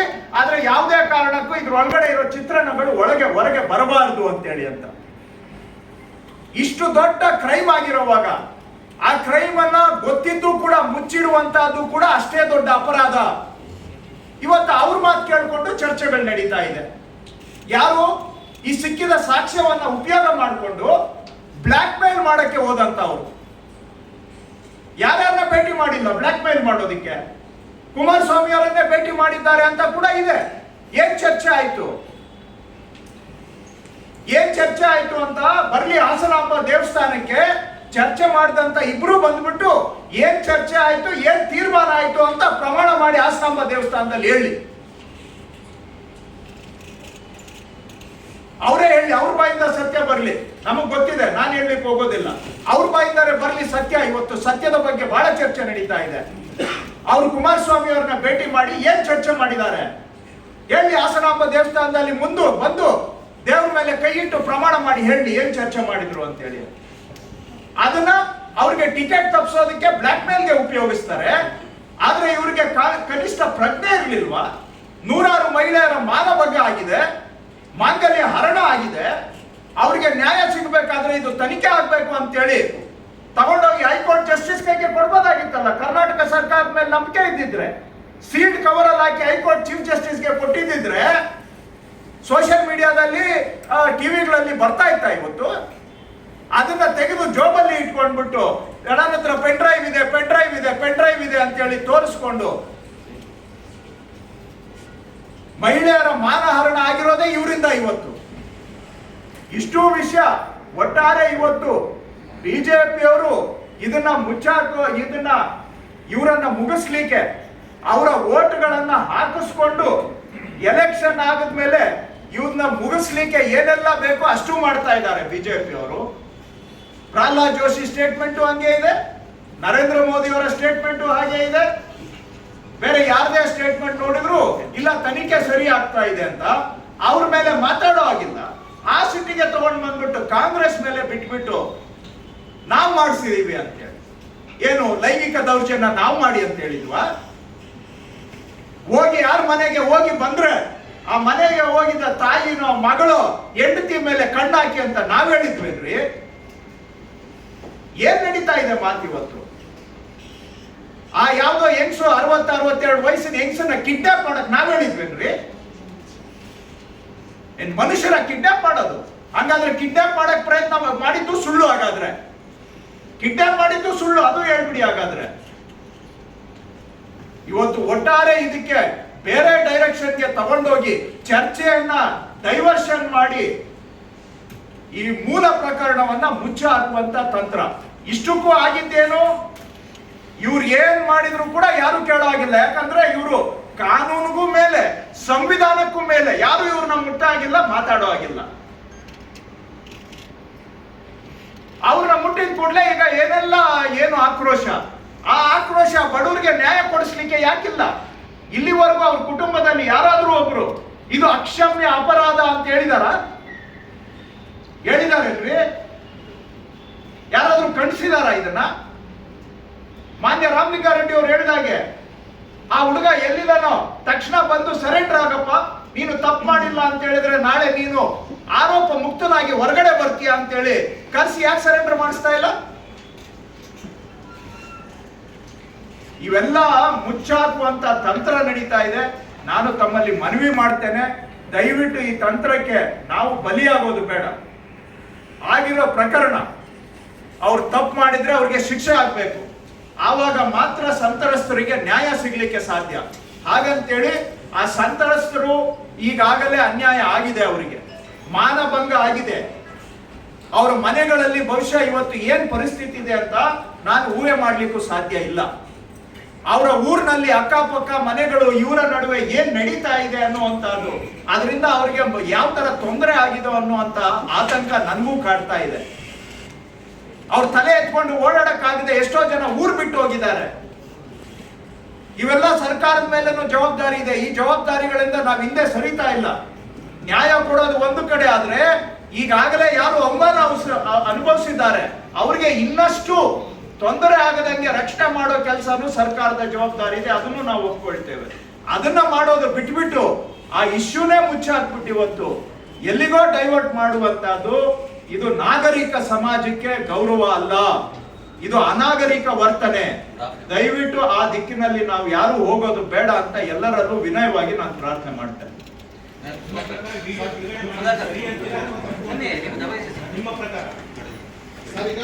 ನೋಡಿ, ನಾನು ನೀವು ಇಲ್ಲಿ ಚರ್ಚೆ ಮಾಡ್ತೀವಿ. ಹಾಗಾದ್ರೆ ನೀವ್ ಹೇಳೋ ಪ್ರಕಾರ ವಿಡಿಯೋ ಬಿಡುಗಡೆ ಮಾಡಿದ್ದು ತಪ್ಪು, ದೌರ್ಜನ್ಯ ಮಾಡಿದ ತಪ್ಪಲ್ಲ. ಹಾಗಾದ್ರೆ ಇವತ್ತು ಚರ್ಚೆ ನಡೀತಾ ಇರೋದು ಅದೇನೆ. ದೌರ್ಜನ್ಯ ಮಾಡಿದ್ರ ಬಗ್ಗೆ ಚರ್ಚೆ ನಡೀತಾ ಇಲ್ಲ. ಅದನ್ನ ಈ ಇಶ್ಯೂ ತಗೊಂಡ್ ಬಂದು ಅದನ್ನ ಇರಿಕೆ ಹಾಕ್ಬಿಟ್ಟಿದ್ದಾರೆ. ಎಲ್ಲಿಂದ ಬಂತು, ಯಾರಿಂದ ಯಾರ ಕೈಗೆ ಹೋಯ್ತು, ಇದೇ ಚರ್ಚೆ ಆಗ್ತಾ ಇದೆ. ಬಿಟ್ರೆ ನೋಡಿ, ತಪ್ಪಿದ್ರೆ ಆಯ್ತು, ಯಾರು ತಪ್ಪು ಮಾಡಿದ್ದು? 1 ವರ್ಷ ದೇವರಾಜ್ ಗೌಡ್ರು ಅನ್ನೋರು. ಆಯ್ತು, ನಿಮ್ ಪ್ರಶ್ನೆಗೆ ಉತ್ತರ ಕೊಡ್ತೇನೆ. ಯಾರ ಹತ್ರ ಇತ್ತು 1 ವರ್ಷ? ಎಲ್ಲಿಂದ ಲೀಕ್ ಆಯ್ತು? ಯಾರ ಹತ್ರ ಇತ್ತು 1 ವರ್ಷ? ಆವತ್ತು ತಗೊಂಡೋಗಿ ಸೀಲ್ಡ್ ಕವರ್ ಅಲ್ಲಿ ಹಾಕಿ ಡೈರೆಕ್ಟರ್ ಜನರಲ್ ಆಫ್ ಪೊಲೀಸ್ಗೋ ಅಥವಾ ಹೈಕೋರ್ಟ್ ಚೀಫ್ ಜಸ್ಟಿಸ್ಗೋ ಕೊಡ್ಬೋದಾಗಿತ್ತಲ್ಲ. ನಾನೇನು ಅದನ್ನ ಡಿಫೆಂಡ್ ಮಾಡ್ಕೋತಾ ಇಲ್ಲ. ಆದ್ರೆ ಆ ಇಶ್ಯೂಗೆ ನಾವು ಡೈವರ್ಟ್ ಆಗ್ಬಿಟ್ಟು ಮೂಲ ಇಶ್ಯೂ ಅನ್ನ ಕವರ್ ಅಪ್ ಮಾಡೋದು ಬೇಡ. ಅದ್ರ ಬಗ್ಗೆನೂ ತನಿಖೆ ಆಗ್ಲಿ. ಅದರಲ್ಲಿ ಕಾನೂನು ಉಲ್ಲಂಘನೆ ಯಾರ್ಯಾರು ಮಾಡಿದ್ದಾರೆ, ನಮ್ಮ ಅಧ್ಯಕ್ಷರು ಮಾಡಿದ್ರೆ ಅವ್ರನ್ನೂ ಸೇರಿಸ್ಕೊಳ್ಳಿ. ಯಾರು ಇದ್ರಲ್ಲಿ ಏನ್ ಮುಚ್ಚು ಮುಲಾಜಿಲ್ಲ. ಯಾರು ತಪ್ಪು ಮಾಡಿದ್ದಾರೆ ಅವ್ರಿಗೆ ತನಿಖೆಯಲ್ಲಿ ಶಿಕ್ಷೆ ಆಗ್ಲಿ. ಈಗ ತನಿಖೆ ಬಗ್ಗೆ ಮಾತಾಡ್ತಾ ಇದ್ದೀರಾ. 7 ಕೇಸು CBIಗೆ ಕೊಟ್ಟಿರೋದು. ನೀವು ಸಾಕ್ಷಿ, ನಾನು ಸಾಕ್ಷಿ. 7 ಕೇಸಲ್ಲಿ ಏನ್ ಬಂದಿದೆ ಇಲ್ಲಿವರೆಗೂ ಹೇಳಿ. ಉತ್ತರ ಕನ್ನಡದ ಒಂದು ಕೊಟ್ಟಿದೀವಿ ಕ್ಲೀನ್ ಚಿಟ್, ಗಣಪತಿದು ಕೊಟ್ಟಿದೀವಿ ಕ್ಲೀನ್ ಚಿಟ್, ಸೌಹಾರ್ದ ಕೋಆಪರೇಟಿವ್ ಬ್ಯಾಂಕ್ ಅದು ಕೊಟ್ಟಿದೀವಿ, ಕೊನೆ ಇಲ್ಲ. ಡಿ.ಕೆ. ರವಿದು ಏನ್ ಬಂತು? ಇವತ್ತು ನಾವು ಹಾಕಿರುವಂತ SIT ಪೊಲೀಸ್ ಆಫೀಸರ್ ಇಡೀ ರಾಜ್ಯದಲ್ಲಿ ಒಬ್ಬ ಒಳ್ಳೆ ಆಫೀಸರ್ ಅನ್ನುವಂತ ಕ್ರೆಡಿಬಿಲಿಟಿ ಇರುವಂತ ಆಫೀಸರ್ನ ಹಾಕಿದ್ದೇವೆ. ತನಿಖೆ ಅವರು ಪರ್ಫೆಕ್ಟ್, ನಾನು ಪರ್ಫೆಕ್ಟ್ ಅಂತ ನಾನು ಹೇಳ್ತಾ ಇಲ್ಲ. ಅವ್ರೇನಾದ್ರೂ ತಪ್ಪು ಮಾಡಿದ್ರೆ ನೀವು ಹೆಜ್ಜೆಗೆ ಪ್ರಶ್ನೆ ಮಾಡಿ, ನೀವು ನಮ್ಮನ್ನ ಸರಿಗಾರಿಗೆ ತಗೊಂಡ್ ಬನ್ನಿ. ಅದನ್ನ ಬಿಟ್ಬಿಟ್ಟು ಇಶ್ಯೂನೇ ಡೈವರ್ಟ್ ಆಗಬಾರ್ದು ಅನ್ನೋದು ನನ್ನ ಕಾಳಜಿ. ಇಶ್ಯೂನ ಪೊಲಿಟಿಸೈಸ್ ಮಾಡ್ತಾರೋ ಯಾರು ಮತ್ತು ಡೈವರ್ಟ್ ಮಾಡ್ತಾರೋ ಯಾರು? ಕೌಂಟರ್ ಕೊಡ್ತಾ ಇರೋದು ಇಶ್ಯೂನ ಡೈವರ್ಟ್ ಮಾಡ್ತಾರೋ ಮಾಧ್ಯಮಗಳನ್ನ ಡೈವರ್ಟ್ ಮಾಡ್ತಾ ಇರೋದು, ರಾಜಕೀಯ ಲಾಭಕ್ಕೋಸ್ಕರ ಡೈವರ್ಟ್ ಮಾಡ್ತಾರೆ ಯಾರು ಅಂತ ನಮಗೂ ಗೊತ್ತಿದೆ. ಹೇಳಿ, ಯಾರು ಡೈವರ್ಟ್ ಮಾಡ್ತಾ ಇದ್ದಾರೋ ನೀವು ಮಾಡೋದು ಬೇಡ, ನಾನು ಮಾಡೋದು ಬೇಡ. ತನಿಖೆ ಆಯ್ತು ನೋಡಿ, ನಾನೇ ಮಾಡ್ತಾ ಇದ್ದೀನಿ ಅಂತ ಇಟ್ಕೊಳ್ಳಿ, ನಾನೇ ಮಾಡ್ತಾ ಇದ್ದೀನಿ ಅಂತಾನು ಇಟ್ಕೊಳ್ಳಿ. ನಾನ್ ಮಾಡಿದ್ರು ತಪ್ಪೆ. ನನ್ನ ವೈಯಕ್ತಿಕ ಅಭಿಪ್ರಾಯ, ಯಾರೇ ಡೈವರ್ಟ್ ಮಾಡಿದ್ರು ತಪ್ಪೆ. ಪಾರ್ಟಿ, ಪಕ್ಷ, ಜಾತಿ, ಸಂಬಂಧ ಎಲ್ಲವೂ ಒಂದು ಲಿಮಿಟ್ ವರೆಗೆ. ನಾನೇನ್ 24 ಕ್ಯಾರೆಟ್ ಗೋಲ್ಡ್ ಅಲ್ಲ, ನಾನು ಸ್ಫಟಿಕನೂ ಅಲ್ಲ, ನಾನು ಅಪರಂಜಿನೂ ಅಲ್ಲ. ಎಲ್ಲಾರ ಮನೆ ದೋಸೆ ತೂತು. ಆದ್ರೆ ಕೆಲವು ಸಂದರ್ಭದಲ್ಲಿ ಒಂದು ಗೆರೆಗಿಚ್ಚಿ ನಿಂತ್ಕೋಬೇಕಾಗತ್ತೆ. ಇವತ್ತು ನಡೀತಾ ಇರೋ ಈ ಡೈವರ್ಷನ್ ಟ್ಯಾಕ್ಟಿಕ್ ನಿಜವಾದ ಅಪರಾಧಿಗಳನ್ನ ಅವ್ರ ಮೇಲೆ ಏನ್ ಅಯ್ಯೋ ಪಾಪ ಅಂತ. ಯಾರು ಕಿಡ್ನಾಪ್ ಮಾಡೋದು ಅಯ್ಯೋ ಪಾಪನ? 62 ವಯಸ್ಸು ಮಹಿಳೆಯನ್ನ ತಗೊಂಡೋಗಿ ಎಲ್ಲೋ ಇಡೋದು ಅಯ್ಯೋ ಪಾಪನ? 100 ಜನ ಮಹಿಳೆಯರ ಮಾನಭಂಗ ಮಾಡೋದು ಅಯ್ಯೋ ಪಾಪನ? ದೇವರಾಜೇಗೌಡ ಇಬ್ಬರು ಆಣೆ ಪ್ರಮಾಣ ಮಾಡಿ ಅಂತ ಹೇಳಿದ್ರಿ. ಆ ರಾಜಕೀಯ ಲಾಭ ಪಡೆಯುವಂತ ಮತ್ತು ಪಡೆದಿರುವಂತ ಎಲ್ಲರೂ ಹೋಗಿ ಆಣೆ ಪ್ರಮಾಣ ಮಾಡಿ, ಕೇವಲ ಅವ್ರಿಬ್ಬರನ್ನ ಯಾಕೆ ನೀವು ಹೇಳ್ತೀರಾ? ಇದರಲ್ಲಿ ಕಾಂಗ್ರೆಸ್ ಅವರು ಅವ್ರ ಮೇಲೂ ಆರೋಪ ಬರ್ತಾ ಇದೆ. ನೀವು ಹೋಗಿ ಪ್ರಮಾಣ ಮಾಡಿ. ನೋಡಿ, ಅವರಿಬ್ಬರು ಮಾತುಕ ಭೇಟಿ ಮಾಡಿರೋದು ಏನಾಯ್ತು? ಅವರ ಭೇಟಿ ಮಾಡಿದಾಗ ಏನಾಯ್ತು ಅನ್ನೋದು ನಿಮಗೂ ಗೊತ್ತಿದೆ, ನಿಮ್ಗೇನ್ ಗೊತ್ತಿಲ್ಲದೆ ಏನಿಲ್ಲ. ಆದ್ರೆ ಎಲ್ಲಾರು ಗೊತ್ತಿಲ್ದಂಗೆ ನಾವು ಜಾಣರಾಗೋದು ಬೇಡ. ವಾಸ್ತವಾಂಶಗಳು ಏನು ಅನ್ನೋದು ನಿಮಗೂ ಗೊತ್ತಿದೆ, ನಿಮಗ್ ಗೊತ್ತಿಲ್ಲದೆ ಏನಿಲ್ಲ. ನಿಮಗ್ ಗೊತ್ತಿದೆ, ನನಗಿಂತ ಫಸ್ಟ್ ನಿಮಗ್ ಗೊತ್ತಾಗಿರುತ್ತೆ ಎಲ್ಲಾ ವಿಷಯಗಳು. ನಾವು ಈ ವಿಷಯದಲ್ಲಿ ಲಾಸ್ಟೇ.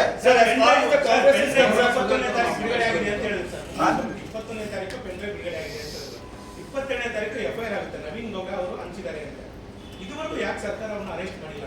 ನೋಡಿ, SIT ನವರು ಆಯ್ತು 4 ದಿನ ಹಿಂದೆ ಇದೇ ಪ್ರಶ್ನೆ ಕೇಳಿದ್ರು ಮೀಡಿಯಾದವರು ನನ್ಗೆ, ರೇವಣ್ಣಗೆ ಯಾಕೆ ಅರೆಸ್ಟ್ ಮಾಡಿಲ್ಲ? ಮಾಡ್ತಾರಪ್ಪ, ಎಲ್ಲದಕ್ಕೂ ಒಂದು ಟೈಮ್ ಲೈನ್ ಇದೆ. ಎನ್ಕ್ವೈರಿ ಪ್ರಕಾರ ಮಾಡ್ತಾರೆ. ಈಗ ರೇವಣ್ಣ ಅವರಿಗೆ ಯಾಕೆ ಅರೆಸ್ಟ್ ಮಾಡ್ಬೇಕಾಗಿ ಬಂತು? ಬಿಕಾಸ್ ಆಫ್ ಕಿಡ್ನಾಪಿಂಗ್ ಮೇಲೆ ಅವರು ಆಂಟಿಸಿಪೇಟರಿ ಬೇಲ್ ಹೋದ್ರು, ಹಂಗಾಗಿ ಫೇಲ್ ಆಯ್ತು. Kidnap is a serious offence. ಅದಕ್ಕೆ 2 ದಿನ ಮೊದಲು ಏನ್ ಚರ್ಚೆ ನಡೀತು? ಯಾಕೆ ರೇವಣ್ಣ ಅವರಿಗೆ ಅರೆಸ್ಟ್ ಮಾಡ್ತಾ ಇಲ್ಲ, ಬೇಕಂತೆ ಪ್ರೊಟೆಕ್ಟ್ ಮಾಡ್ತಾ ಇದೆ ಅಂತ ಈ ತರ ಚರ್ಚೆ. ಅರೆಸ್ಟ್ ಮಾಡಿದ ಮೇಲೆ ಇನ್ನೊಂದ್ ತರ ಚರ್ಚೆ. ಈಗ brother, I am not in the business of hit and run. Want to answer categorically. Allow me to, because we take it seriously. ಈಗ ಇನ್ನೊಂದು ಹೇಳ್ತಾರೆ, ಏನು ಮಲೇಷಿಯಾಗೆ ಗೌರ್ಮೆಂಟೇ ಕಳಿಸ್ಕೊಟ್ಟಿದೆ ಅಂತ. ಆತ ಹೇಳ್ತಾನೆ ಪಾಸ್ಪೋರ್ಟೇ ಇಲ್ಲ ನನ್ನ ಹತ್ರ ಅಂತ ಹೇಳಿ. ಮಲೇಷಿಯಾಗೆ ಎಲ್ಲಿಂದ ಹೋಗ್ಲಿ ಅಂತ. ಏನ್ ಅವ್ರು ಹೇಳಿದ್ದೆ ಸತ್ಯನಾಗಾದ್ರೆ? ಅಲ್ಲ, ಯಾಕೆ ಅಂದ್ರೆ ಒಂದ್ ನಿಮಿಷ, ಯಾಕೆ ಆ ವಿಷಯ ಪ್ರಸ್ತಾಪ ಮಾಡಿದೆ ಅಂದ್ರೆ, ಅವನ್ ಯಾಕೆ ಅರೆಸ್ಟ್ ಮಾಡಿಲ್ಲ? ಅವ್ನು ಮಲೇಷಿಯಾಗೆ ತಗೊಂಡೋಗಿ ಎಲ್ಲಿಟ್ಟಿದ್ದಾರೆ, ಯಾರು ಕಳಿಸ್ಕೊಟ್ಟಿದ್ದಾರೆ ಮಹಾನಾಯಕರು, ಏನ್ ಅವ್ರದ್ದು ಎಕ್ಸ್ಪೆನ್ಸ್ ಟೇಕ್ ಕೇರ್ ಮಾಡ್ತಾ ಇದ್ದಾರೆ ಎಲ್ಲ ನನಗೆ ಗೊತ್ತಿದೆ ಅಂತ ಹೇಳಿದ್ರಲ್ಲ. ಅವನು ಇಲ್ಲೇ ಇದ್ದಾನೆ ಬೆಂಗಳೂರಲ್ಲೇ ಅಂತ ಗೊತ್ತಾಯ್ತು ನನ್ಗೂ ಕೂಡ. ನಾನು ಅವ್ರು ಹೇಳಿದ್ ಕೇಳ್ಬಿಟ್ಟು ಅವನೆಲ್ಲ ಮಲೇಷಿಯಾಗೆ ಹೋಗಿದ್ದಾನೆ ಅಂತ ನಾನು ಅನ್ಕೊಂಡ್ಬಿಡ್ಬೇಕು. ಯಾಕಂದ್ರೆ ನೀವು ನಮ್ಮನ್ನ ಆ ತರ ನಂಬಿಸಿದ್ರಿ. ಅವ್ನು ನೋಡಿದ್ರೆ ಪಾಸ್ಪೋರ್ಟೇ ಇಲ್ಲ ಅಂತ ತಮಾಷೆಗೆ ಹೇಳಿದೆ. ಹಾಗಾಗಿ ಅವನ್ನ ಯಾಕೆ ಅರೆಸ್ಟ್ ಮಾಡಿಲ್ಲ ಅಂತ ನೀವು ಕೇಳಿದ್ರಿ. ಆತನ್ನ ಯಾಕೆ ಅರೆಸ್ಟ್ ಮಾಡಿಲ್ಲ ಅಂತ ಎಲ್ಲರಿಗಿಂತ ಮೊದಲು ಬಂದು ಅವನೇ ಸ್ಟೇಟ್ಮೆಂಟ್ ಕೊಟ್ಟಿದ್ದಾನೆ. ನಾಳೆ ಅವಶ್ಯಕತೆ ಬಂದ್ರೆ ಅವನು ಅರೆಸ್ಟ್ ಮಾಡ್ತಾರೆ.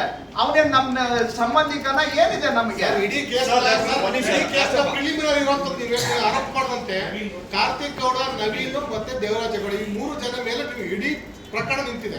ಅವ್ರು 3 ಜನರಿಗೆ ನೋಟಿಸ್ ಕೊಟ್ಟಿಲ್ಲ, 3 ಜನರು ಎನ್ಕ್ವೈರಿ ಆಗಿಲ್ಲ. ನನಗಿರೋ ಮಾಹಿತಿ ಪ್ರಕಾರ ಸ್ಟೋರಿ ಬಿಲ್ಡಪ್ ಆಗ್ತಿರೋದು ಅದಾದ ನಂತರ. ಹಾಗಾಗಿ ಮೂಲವನ್ನು ತನಿಖೆ ಮಾಡಿ ಈ ವಿಚಾರ ಹೋದಾಗ ಅವ್ರನ್ನ ಕೇಳ್ತೀನಿ. ಇದು ಹಾರಿಕೆ ಉತ್ತರ. As far as this crime, as heinous it is, while the women have been affected largely, circulation of these videos have affected these women equally. How much focus is the government giving on ensuring that further circulation of these videos don't happen, and the people who initially circulated it, come under the lens? See, I welcome this question. Government is equally concerned about circulation of these video and photo material, because the more such material gets circulated, the honor of victims gets further violated. Government is very much against adding insult to the injury suffered by these women.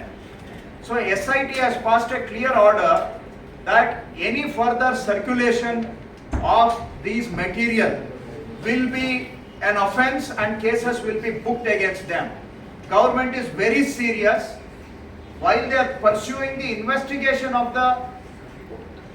the main crime, the SIT is also looking into to prevent the further circulation of this material. So we are very serious about it. Government has passed on this message to SIT. SIT has already come on record that further circulation will be seen very seriously and cases will be booked against people who are further circulating this material. While social media is a difficult domain to govern, but government in its intent and actions, we will be very clear that circulation of these material, we will make all efforts to stop further circulation.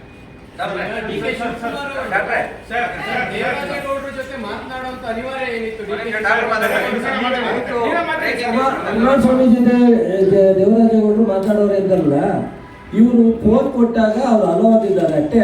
ಅವ್ರೇನು ಕರ್ಸ್ಕೊಂಡು ಮಾತಾಡಿದ್ದಾರೆ, phone ಮಾಡಿದ್ದಾರೆ. ರಾಜ್ಯದ ಮುಖ್ಯಮಂತ್ರಿಗಳು, ಉಪಮುಖ್ಯಮಂತ್ರಿಗಳಂತ ಯಾರಾದ್ರೂ ಮಾತನಾಡಿ ಈ ವಿಚಾರಕ್ಕೆ ಬೆಳಕಿಸಬೇಕು ಅಂತ ಹೋದಾಗ ಸಹಜವಾಗಿ ರೆಫ್ಯೂಸ್ ಮಾಡ್ತಕ್ಕಂಥದ್ದು ಸಹ ಪ್ರಕ್ರಿಯೆ ಅಲ್ಲ. ಎಲ್ಲ ಜೊತೆ ಮಾತಾಡಕ್ಕಾಗಲ್ಲ, ಕೆಲವ್ರ ಜೊತೆ ಮಾತನಾಡಲೇಬೇಕಾಗತ್ತೆ, ಮುಕ್ತವಾಗೂ ಇರ್ಬೇಕಾಗತ್ತೆ. ಈ ಇಶ್ಯೂ ಎಷ್ಟು ಗಂಭೀರವಾದದ್ದು. ಇದಕ್ಕೆ ದೇವರಾಜೇಗೌಡರು ಬಹಳಷ್ಟು ವಿಡಿಯೋ ಮಾಡಿದ್ದಾರೆ, ಬಹಳಷ್ಟು ಪತ್ರಿಕಾಗೋಷ್ಠಿ ಮಾಡಿದ್ದಾರೆ. 1 ವರ್ಷದಿಂದ ಆ ಕುಟುಂಬದ ಬಗ್ಗೆ ಅಷ್ಟು ಕಂಪ್ಲೇಂಟ್ ಮಾಡಿದ್ದಾರೆ. ಅವಾಗ ಬಹುಶಃ ಏನೋ ಒಂದು ಸರ್ಕಾರಕ್ಕೆ ಹೆಚ್ಚು ಮಾಹಿತಿ ಕೊಡ್ತಕ್ಕಂಥದ್ದು ಪ್ರಯತ್ನ ಮಾಡ್ತಾರೆ ಅನ್ನೋ ರೀತಿಯಲ್ಲ ದಯಮಾಡಿ ನೋಡಿ, ನೀವೆಲ್ಲ ಈ ರಾಜ್ಯದ ನೀವು ಸಹ ಜನರ ಪರವಾಗಿ ಸಾಕಷ್ಟು ಸರ್ಕಾರಕ್ಕೆ ಎಷ್ಟು ಜವಾಬ್ದಾರಿ ಇದೆಯೋ ಜನಪ್ರತಿನಿಧಿಗಳೆಷ್ಟು ನಿಮಗೂ ಇದೆ ಅಂತ ನಾನು ಭಾವಿಸ್ತೀನಿ. ದಯಮಾಡಿ ಇದು ಕಳೆದ 1 ವಾರದಿಂದ ನಡೀತಾ ಇರ್ತಕ್ಕಂಥದ್ದು ಡ್ರಾಮನ ನಿಲ್ಲಿಸಿ ಪ್ರಾಮಾಣಿಕವಾಗಿ ಚರ್ಚೆ ಆಗುವಂಥ ವಿಚಾರ, ಪ್ರಾಮಾಣಿಕವಾಗಿ ತನಿಖೆ ಆಗುವಂಥ ವಿಚಾರ ಕಡೆ ಸಾಕಬೇಕು. ಅಂದರೆ ಮಾಧ್ಯಮ ಸ್ನೇಹಿತರ ಸಹಕಾರ ಹೆಚ್ಚು ಬೇಕಾಗುತ್ತೆ. ಯಾರು ಸಂತ್ರಸ್ತರಿದ್ದಾರೆ ಅವ್ರಿಗೆ ಏನಾರ ನ್ಯಾಯ ಸಿಗಬೇಕು ಅಂದರೆ ನಿಮ್ಮ ಪಾತ್ರ ಹೆಚ್ಚಿರುತ್ತೆ ಅಂತ ನಾನು ಅನ್ಕೋತೀನಿ. ಅದ್ರ ಮೇಲೆ ನಾನು ಹಿಂಗೆ ನಾನು ಹೇಳಿ ಮಾಡೋಕ್ಕಾಗಲ್ಲ, ಅಥವಾ ನೀವು ಇದೇ ಥರ ಅಂತ ಸರಿ ತಪ್ಪು ಅಂತ ಚರ್ಚೆ ಮಾಡ್ತಕ್ಕಂಥದ್ದಲ್ಲ. ಇವತ್ತು ಸಂತ್ರಸ್ತರ ಪರಿಸ್ಥಿತಿ ಬಹುಶಃ ಕೃಷ್ಣ ಬೈರೇಗೌಡರು ಹೇಳ್ದಂಗೆ ಬಹುಶಃ ನಾವೇನಾದ್ರು ಹತ್ತಿರದಿಂದ ಅವ್ರ ಕುಟುಂಬ ನೋಡಿದವ್ರಿಗೆ ಮಾತ್ರ ಗೊತ್ತಾಗುತ್ತೆ. ನಾವ್ಯಾರು ಹತ್ತಿರದಿಂದ ನೋಡ್ಲಿಕ್ಕೆ ಸಾಧ್ಯ ಆಗಿಲ್ಲ ಅವ್ರ ಪರಿಸ್ಥಿತಿ ಏನಾಗುತ್ತೆ. ದಯಮಾಡಿ ನಾವೆಲ್ಲರೂ ಸಹ ಆ ಕಡೆ ಡೈವರ್ಷನ್ ಕೊಡೋದು ಒಳ್ಳೆಯದು. ಎಲ್ರಿಗೂ ನಮಸ್ಕಾರ. ಈಗಾಗಲೇ ಈ ವಿಷಯದ ಬಗ್ಗೆ ಭಾಳಷ್ಟು ಚರ್ಚೆ ಆಗಿದೆ. ನಾನು ಹೆಚ್ಚು ಹೇಳೋದಿಲ್ಲ, ಇಷ್ಟೇ ಇಲ್ಲ. ಈಗ ದೇವರಾಜೇಗೌಡರಿಗೆ ಸ್ಟೇಟ್ಮೆಂಟ್ಸನ್ನು ನಾವು ಗಮನಿಸಬೇಕಾಗುತ್ತೆ. 1 ವರ್ಷದಿಂದ ಅವರು ಯಾವ್ಯಾವ ಹಂತದಲ್ಲಿ ಏನು ಸ್ಟೇಟ್ಮೆಂಟ್ ಕೊಟ್ಟರು, ಇತ್ತೀಚೆಗೆ ಈ ವಿಷಯ ಹೊರಗೆ ಬಂದಂಥ ಸಂದರ್ಭದಲ್ಲಿ ನಾನು ಗಮನಿಸಿದೆ ಕೆಲವು ನ್ಯಾಷನಲ್ ಮೀಡಿಯಾ ಮುಂದೆ ಕೂಡ ಅವರು ಮಾತಾಡಿದ್ದಾರೆ. ಅಲ್ಲಿ ಕೂಡ ಭಾಳ ಸ್ಪಷ್ಟವಾಗಿ ಹೇಳಿದ್ದಾರೆ, BJP ಅವರಿಗೆ ಪತ್ರ ಬರೆದಿರ್ತಕ್ಕಂಥದ್ದು ಮತ್ತು ಅವರ ನ್ಯಾಷನಲ್ ಲೀಡರ್ಸ್ಗೆ ಇಮೇಲ್ ಮುಖಾಂತರ ಕಳಿಸಿರ್ತಕ್ಕಂಥದ್ದು, ಇವೆಲ್ಲ ವಿಚಾರಗಳ ಬಗ್ಗೆ ಮಾತಾಡಿದ್ದಾರೆ. ಆದರೆ ನಂತರದ ದಿನಗಳಲ್ಲಿ ಏನು BJP ಅವರು JDSನವರು SIT ಆದ ನಂತರ SIT ತನ್ನ ಕಾರ್ಯಚಟುವಟಿಕೆ ಪ್ರಾರಂಭ ಮಾಡಿದ ಮೇಲೆ ಇದರಲ್ಲಿ ಯಾವ ರೀತಿ ನಮಗೆ ಅನುಕೂಲ ಆಗೋದಿಲ್ಲ, ನಮಗೆ ತೊಂದರೆ ಆಗ್ಬೋದು ಅಂತಕ್ಕಂಥದ್ದನ್ನು ಇವತ್ತು ಅವರು ಮನಗಂಡು ಇದನ್ನು ದಿಕ್ಕು ತಪ್ಪಿಸ್ಬೇಕು, ಅದು ಹೇಳಿ ಅದಕ್ಕೆ SITಯ ಹೆಸರು ಹಾಳು ಮಾಡಬೇಕು, ಸರ್ಕಾರ SITಯಲ್ಲಿ ಹಸ್ತಕ್ಷೇಪ ಮಾಡ್ತಾ ಇದೆ ಅಂತಕ್ಕಂಥ ಒಂದು ಭಾವನೆ ಸೃಷ್ಟಿ ಮಾಡಬೇಕು ಅಂತಕ್ಕಂಥ ನಿಟ್ಟಿನಲ್ಲಿ ಈ ರೀತಿಯಾಗಿ ಏನು ಸನ್ಮಾನ್ಯ DK ಶಿವಕುಮಾರ್ ಅವರಿಗೆ ಸಂಭಾಷಣೆ ಮಾಡಿದ್ವಿ.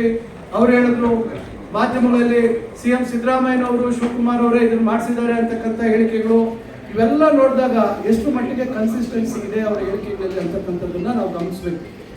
SIT ಅವರು ಬಹುಶಃ ಏನು ನಡೀತಾ ಇರ್ತಕ್ಕಂಥ ವಿದ್ಯಮಾನಗಳನ್ನ ಗಮನಿಸ್ತಾ ಇದ್ದಾರೆ. ಖಂಡಿತ ಅವರು ನೀವು ಹೇಳಿದಾಗೆ ಕಾರ್ತಿಕ್ ಅವರು ಇರ್ಬೋದು ಅಥವಾ ದೇವರಾಜೇಗೌಡರು ಇರ್ಬೋದು, ಖಂಡಿತ ಅವರನ್ನು ಕೂಡ ಎಲ್ಲ ರೀತಿಯಲ್ಲಿ ಅವರನ್ನ ಹೇಳಿಕೆಗಳಿರ್ಬೋದು, ಅವರ ನಡವಳಿಕೆ ಇರ್ಬೋದು, ಅವರ ಹೇಳಿಕೆಗಳಲ್ಲಿ ಎಷ್ಟು ಸತ್ಯಾಂಶ ಇದೆ ಅಂತಕ್ಕಂಥದ್ದು ಇರ್ಬೋದು. ಈಗ ಹಿಂದೆ ಎಲ್ಲ ನಾವು ಬಹಳಷ್ಟು ಮಾತಾಡ್ತಾ ಇದ್ವಿ, ಮಂಪೂರ್ ಪರೀಕ್ಷೆ ಮತ್ತೊಂದು ಮಗದೊಂದು, ಬಹುಶಃ ಎಲ್ಲ ರೀತಿಯ ಅವರ ತನಿಖೆ ಸಂಸ್ಥೆಗಳು ಅವ್ರು ಏನೇನು ಮಾಡ್ಲಿಕ್ಕೆ ಸಾಧ್ಯ ಇದೆ, ಸತ್ಯಾಸತ್ಯತೆ ಏನಿದೆ ಅದನ್ನ ಹೊರಗೆ ತರ್ತಕ್ಕಂಥ ಕೆಲಸ ಆಗುತ್ತೆ. ವಿಷಯ ಇರ್ತಕ್ಕಂಥದ್ದು ಅನಾವಶ್ಯಕವಾಗಿ ಈಗ ಒಂದು ಪ್ಲಾನ್ ಸ್ಟ್ರಾಟಜಿಕ್ ಮೂವ್ ಮಾಡಿಕೊಂಡು ಇವತ್ತು BJP ಅವರು JDS ಅವರು ಈ ಒಂದು ತನಿಖಾ ಸಂಸ್ಥೆಗೆ ಕೆಟ್ಟ ಹೆಸರು ತಂದು ನಾಳೆ ಇದನ್ನ CBIಗೆ ರೆಫರ್ ಮಾಡಿಬಿಟ್ರೆ ನಾವು ಖುಲಾಸೆ ಆಗ್ಬಿಡ್ತೀವಿ, ಈ ಮಾಡಿರ್ತಕ್ಕಂಥ ಒಂದು ಏನು ಘಟನೆ ಆಗಿದೆ ಆ ಘಟನೆ ಸತ್ಯಾಂಶಗಳು ಹೊರಗೆ ಬರ್ದಿರ ಕೋಲ್ಡ್ ಸ್ಟೋರೇಜ್ಗೆ ಅದನ್ನ ಹಾಕ್ತಕ್ಕಂಥ ಕೆಲಸ ಆಗ್ಬೋದು. CBIಗೆ ಹೋಗ್ಬಿಟ್ರೆ 2-3 ವರ್ಷ ಆಗುತ್ತೆ, ನಂತರ ಜನ ಮರ್ತೋಗ್ತಾರೆ ಈ ಘಟನೆ ಅಂತಕ್ಕಂಥ ನಿಟ್ಟಿನಲ್ಲಿ ಪ್ರಯತ್ನ ಆಗ್ತಾ ಇದೆ. ಅದರಿಂದ ನಾನು ಸನ್ಮಾನ್ಯ ಕುಮಾರಸ್ವಾಮಿ ಅವರಿಗೆ ವಿನಂತಿಸ್ಕೊಳ್ಳೋದು ಇಷ್ಟೇ, ಪದೇ ಪದೇ ನೀವು ಜಾತಿ ಹೆಸರು ಹೇಳ್ತಕ್ಕಂಥದ್ದು ಮತ್ತೊಂದು, ಇವತ್ತು ಯಾರೇ ಆಗಲಿ ಇವತ್ತು ಸಮಾಜದಲ್ಲಿ ಯಾವುದೇ ಸಮಾಜದವರು ಯಾರೇ ಒಬ್ಬ ನಾಯಕನಿಗೆ GPA ಕೊಡೋದಿಲ್ಲ. ಅವ್ರ ಮೇಲೆ ಇಷ್ಟ ಇದ್ರೆ ಅವರ ಪರವಾಗಿ ನಿಲ್ತಾರೆ, ಇಲ್ಲಾಂದ್ರೆ ಅವರು ಬೇರೆ. ಇವತ್ತು ಎಲ್ಲ ಕಡೆ ಇವತ್ತು ಉದಾಹರಣೆಗೆ ನಮ್ಮ ಭಾಗಗಳಲ್ಲಿ ಇವತ್ತು ನಮ್ಮ ಪ್ರತಿಸ್ಪರ್ಧಿಗಳು ಒಂದೇ ಜಾತಿಗೆ ಸೇರಿರ್ತಕ್ಕಂಥವ್ರೆ ಆಗಿರ್ತೀವಿ. ಅಂತ ಸಂದರ್ಭದಲ್ಲಿ ಏನು ಇವರು ಒಂದು ಜಾತಿಗೆ ಅವ್ರಿಗೆ ಏನು ಬೆಂಬಲವಾಗಿ ನಿಲ್ತಕ್ಕಂಥದ್ದು ಇದೆಯಾ? ಖಂಡಿತ ಇಲ್ಲ. ಅದರಿಂದ ಅವರು ವಿನಾಕಾರಣ ಅವರ ತಪ್ಪುಗಳನ್ನ ಮುಚ್ಚಿಕೊಳ್ತಕ್ಕಂಥದ್ದಕ್ಕೆ ಇವತ್ತು ಜಾತಿಯ ಹೆಸರು ತರ್ತಕ್ಕಂಥದ್ದು, ಇವತ್ತು ಜಾತಿ ಬಗ್ಗೆ ಹೇಳ್ಬೇಕಾದ್ರೆ ಇವತ್ತು ನಾವೆಲ್ಲರೂ ತಲೆ ತಗ್ಸ್ತಕ್ಕಂಥ ಕೆಲಸ ಆಗಿದೆ. ನಾವ್ಯಾರು ಇವತ್ತು ನಾವು ಇಂಥ ಒಂದು ಕೆಲಸ ನಮ್ಮ ಒಂದು ಜಾತಿಯವರಿಂದ ಆಗಿದೆ ಅಂತಕ್ಕಂಥ ಹೇಳ್ತಕ್ಕಂಥ ಪರಿಸ್ಥಿತಿಯಲ್ಲೂ ನಾವು ಹಿಂದೆ ಇರ್ತಕ್ಕಂಥದ್ದಾಗಿದೆ.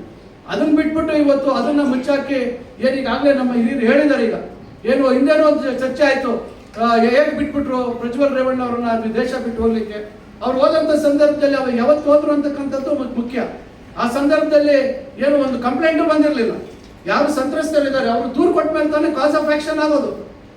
ಆ ಸಂದರ್ಭದಲ್ಲಿ ಮಾಡ್ಬೇಕು ತಾನೆ. ಯಾರೋ ಏನೋ ಲೀಕ್ ಮಾಡಿದ್ದಾರೆ ಅಂತ ಹೇಳಿ ಅದ್ರ ಆಧಾರದ ಮೇಲೆ ದೇಶ ಬಿಡ್ತೀರಾ, ಅವ್ರಿಗೆ ಅಲ್ಲಿ ಇದು ಪಾಸ್ಪೋರ್ಟ್ ಇಂಪೋರ್ಟ್ ಮಾಡ್ಕೊಳ್ತಕ್ಕಂಥದ್ದು ಮತ್ತೊಂದು ಮಾಡ್ಲಿಕ್ಕೆ ಸಾಧ್ಯ ಇದೆ ಅಂತಕ್ಕಂಥದ್ದು ಯೋಚನೆ ಮಾಡ್ಬೇಕಲ್ಲ. ಇವೆಲ್ಲವನ್ನು ಚುನಾವಣೆ ದೃಷ್ಟಿಯಲ್ಲಿ ಮರೆಮಾಚತಕ್ಕಂಥದ್ದನ್ನ ಇವತ್ತು ಬಿಜೆಪಿಯವರು ಕಾಂಗ್ರೆಸ್ನವ್ರು ಬೇಕಂತ ಬಿಟ್ಬಿಟ್ರು ಹೊರಗೆ ಹೋಗ್ತಕ್ಕಂಥದ್ದಕ್ಕೆ ಅಂತಕ್ಕಂಥ ಆರೋಪಗಳು ಇವೆಲ್ಲ ಎಷ್ಟು ಸತ್ಯ ಅಂತಕ್ಕಂಥದ್ದು ನಮಗೂ ನಿಮ್ಗೆ ಗೊತ್ತಿರ್ತಕ್ಕಂಥ ವಿಚಾರ. ಅದರಿಂದ ನಾವು ಇಷ್ಟೇ ಹೇಳುವಂಥದ್ದು ವಿಷಯ ಅದನ್ನ ಡೈವರ್ಸಿಫೈ ಮಾಡ್ದಿರಾ, ಅದನ್ನು ವಿಷಾಂತರ ಮಾಡ್ದಿರಾ ಏನು ಇವತ್ತು ಮೂಲವಾಗಿದೆ, ಏನು ಈಗ ಆಗಿದೆ ಪ್ರಕರಣ, ಅದರ ಸತ್ಯಾಸತ್ಯತೆ ಹೊರಗೆ ಬರಬೇಕಾಗತ್ತೆ. ಅಕಸ್ಮಾತ್ ಈಗೇನು ಎಲ್ಲರೂ ಹೇಳ್ತಾ ಇರ್ತಕ್ಕಂಥದ್ದು ಸಂತ್ರಸ್ತೆಯರ ಒಂದು ಬಹಿರಂಗ ಆಗಿದೆ, ಅವರ ಮುಖಚಿತ್ರ ಇರ್ಬೋದು, ಅವರ ಬಗ್ಗೆ ಮಾಹಿತಿ ಇರ್ಬೋದು, ಅದು ಕೂಡ ತಪ್ಪೇ. ಇವತ್ತು ವ್ಯವಸ್ಥೆಯಲ್ಲಿ ಒಂದು ನಾಗರಿಕ ಸಮಾಜದಲ್ಲಿ ಇವೆಲ್ಲ ಬಹಿರಂಗವಾಗ್ತಾ ಇರ್ತಕ್ಕಂಥದ್ದು ಬಹಳ ತಪ್ಪು. ಏನೀಗ ಕೃಷ್ಣ ಬೈರೇಗೌಡರು ಹೇಳಿದ್ರು, ಏನು ಅದನ್ನ ಚೀಫ್ ಜಸ್ಟಿಸ್ ಮುಖಾಂತರ ಆಗ್ಬೋದು ಅಥವಾ DGP ಅವ್ರಿಗೆ ಸಬ್ಮಿಟ್ ಮಾಡುವಂಥದ್ದು, ಒಬ್ಬ ಜವಾಬ್ದಾರಿಯುತ ವಕೀಲರಾಗಿ ಆ ಕೆಲಸ ಮಾಡ್ಬೋದಿತ್ತಲ್ಲ ಅವ್ರಿಗೆ ಪತ್ರಗಳು ಬರ್ಕೊಂಡು ಇಷ್ಟು ತಿಂಗಳು ಕಾಲವನ್ನು ಮಾಡುವಂತ ಅವಶ್ಯಕತೆ ಏನಿತ್ತು?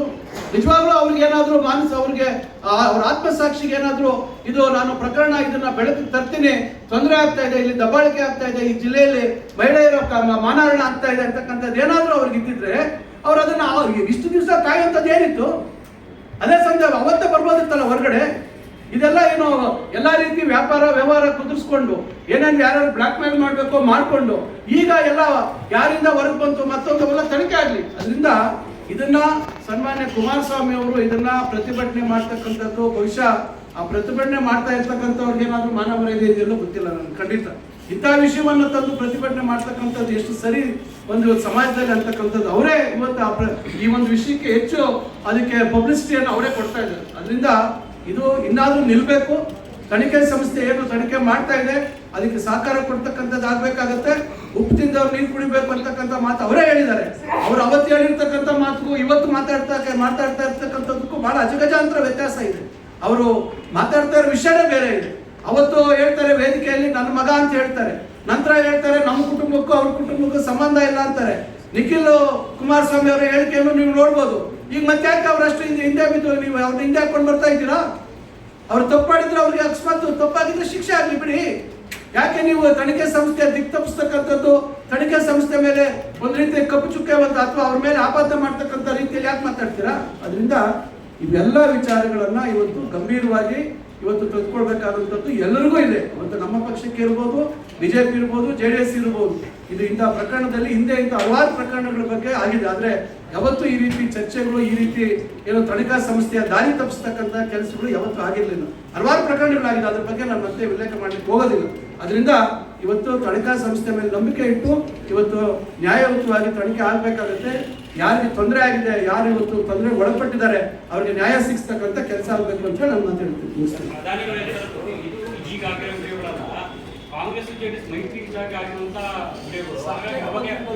ನೋಡಿ ಈಗ ವಿಡಿಯೋ ಯಾವಾಗಾಯ್ತು, ಮತ್ತೊಂದಾಯ್ತು, ಪ್ರಧಾನಮಂತ್ರಿಗಳಿಗೆ ಏನಾದ್ರು ಮಾಹಿತಿ ಇದ್ರೆ ಯಾಕೆ ಟಿಕೆಟ್ ಕೊಡಕ್ಕೆ ಹೋಗ್ಕೊಂಡು ಮೈತ್ರಿಗ ತಪ್ಪು ಯಾವತ್ತೇ ಆಗಲಿ ತಪ್ಪೇ ಅಲ್ಲ. JDS ಜೊತೆ ಯಾಕೆ ಮೈತ್ರಿ ಮಾಡ್ಕೊಂಡ್ರಿ? ಯಾಕೆ ಮೈತ್ರಿ ಮಾಡ್ಕೊಂಡ್ರಿ ನೀವು? 2 ವರ್ಷದಿಂದ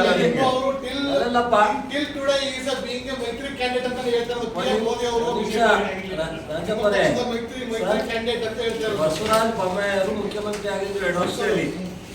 ರಾಷ್ಟ್ರದಲ್ಲೂ ಸಹ ಬಿಜೆಪಿ ಸರ್ಕಾರ ಇತ್ತು ಮತ್ತು ಸೀಟ್ ಕೊಡಲ್ಲ ಅಂತ ಹೇಳಿ ಚರ್ಚೆನೂ ಮಾಡಿದ್ರು. ಇದೆಲ್ಲ ಯಾವ ಕಾರಣದಿಂದ ಮಾಡಿದ್ರು ಅನ್ನೋದು ಎಲ್ಲರಿಗೂ ಗೊತ್ತಿದೆ. ದಯಮಾಡಿ ಅದೆಲ್ಲಕ್ಕಿಂತ ಹೆಚ್ಚಾಗಿ ನಾವು ನೀವು ಚರ್ಚೆ ಮಾಡೋದು ಫಸ್ಟು ಆಗಿರ್ತಕ್ಕಂಥ ಇನ್ಸಿಡೆಂಟ್ ಅದ್ರ ಬಗ್ಗೆ. ಅಲ್ಲಿಂದ ಒಂದು ಹೋಗ್ಲಿ.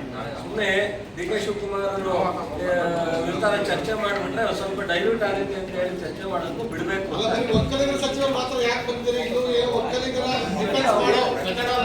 ಇಲ್ಲ ಒಂದು ನಿಮಿಷ, ಪರ್ಟಿಕ್ಯುಲರ್ ಆಗಿ ಅಶೋಕ್ ಅವರು ಒಕ್ಕಲಿಗರನ್ನ ಡ್ಯಾಮೇಜ್ ಮಾಡ್ಲಿಕ್ಕೋಸ್ಕರ ಮಾಡ್ತಾ ಇದ್ರೆ ಈ ಮಹಿಳೆಯರಿಗಾರಲ್ಲ ಸಂತ್ರಸ್ತರು ಅವ್ರು ಮಾಡಿದ್ದು ಅವ್ರು ಸರಿ ಅಂತ ಸರ್ಟಿಫಿಕೇಟ್ ಕೊಡ್ತಾವ್ರೆ. ಮಿಸ್ಟರ್ ಅಶೋಕ್ ಅವ್ರಿಗೆ ಅಭಿನಂದನೆ ಸಲ್ಲಿಸ್ಬೇಕು ನಾವೀಗ ಅಶೋಕ್ಗೆ. ಅದಕ್ಕೋಸ್ಕರ ಬಂದಿದ್ದು. ಧನ್ಯವಾದಗಳು.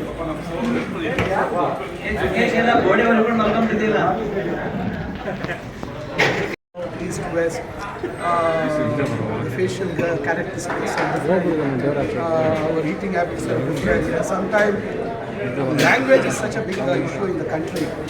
Sometimes we feel that we are traveling to some other places. So that is the unity in diversity is the main thing of our country. So I don't think Sam Pitroda would have said in that way. BJP is, for every small thing, everything they want to pick and try. See, absolutely, they don't have any issue about their performance. Let them speak about the performance. Let them speak about the promises what they made 10 years ago. 10 years is a long time for any government to fulfill the promises. So they have to come before the people saying that these are the promises, this is what we have fulfilled. These many more promises we are giving before you. Please give another opportunity. Absolutely, if you see in all this run up to the election, that they have never come out. They have just come out with slogans. I can go back to 20 years ago when Atal Bihari Vajpayee was the Prime Minister.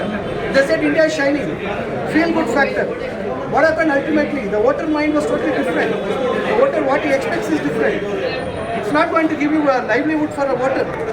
Your emotional issues, all these issues are not going to be relevant. So I don't think it is a cheap politics what BJP is trying to do.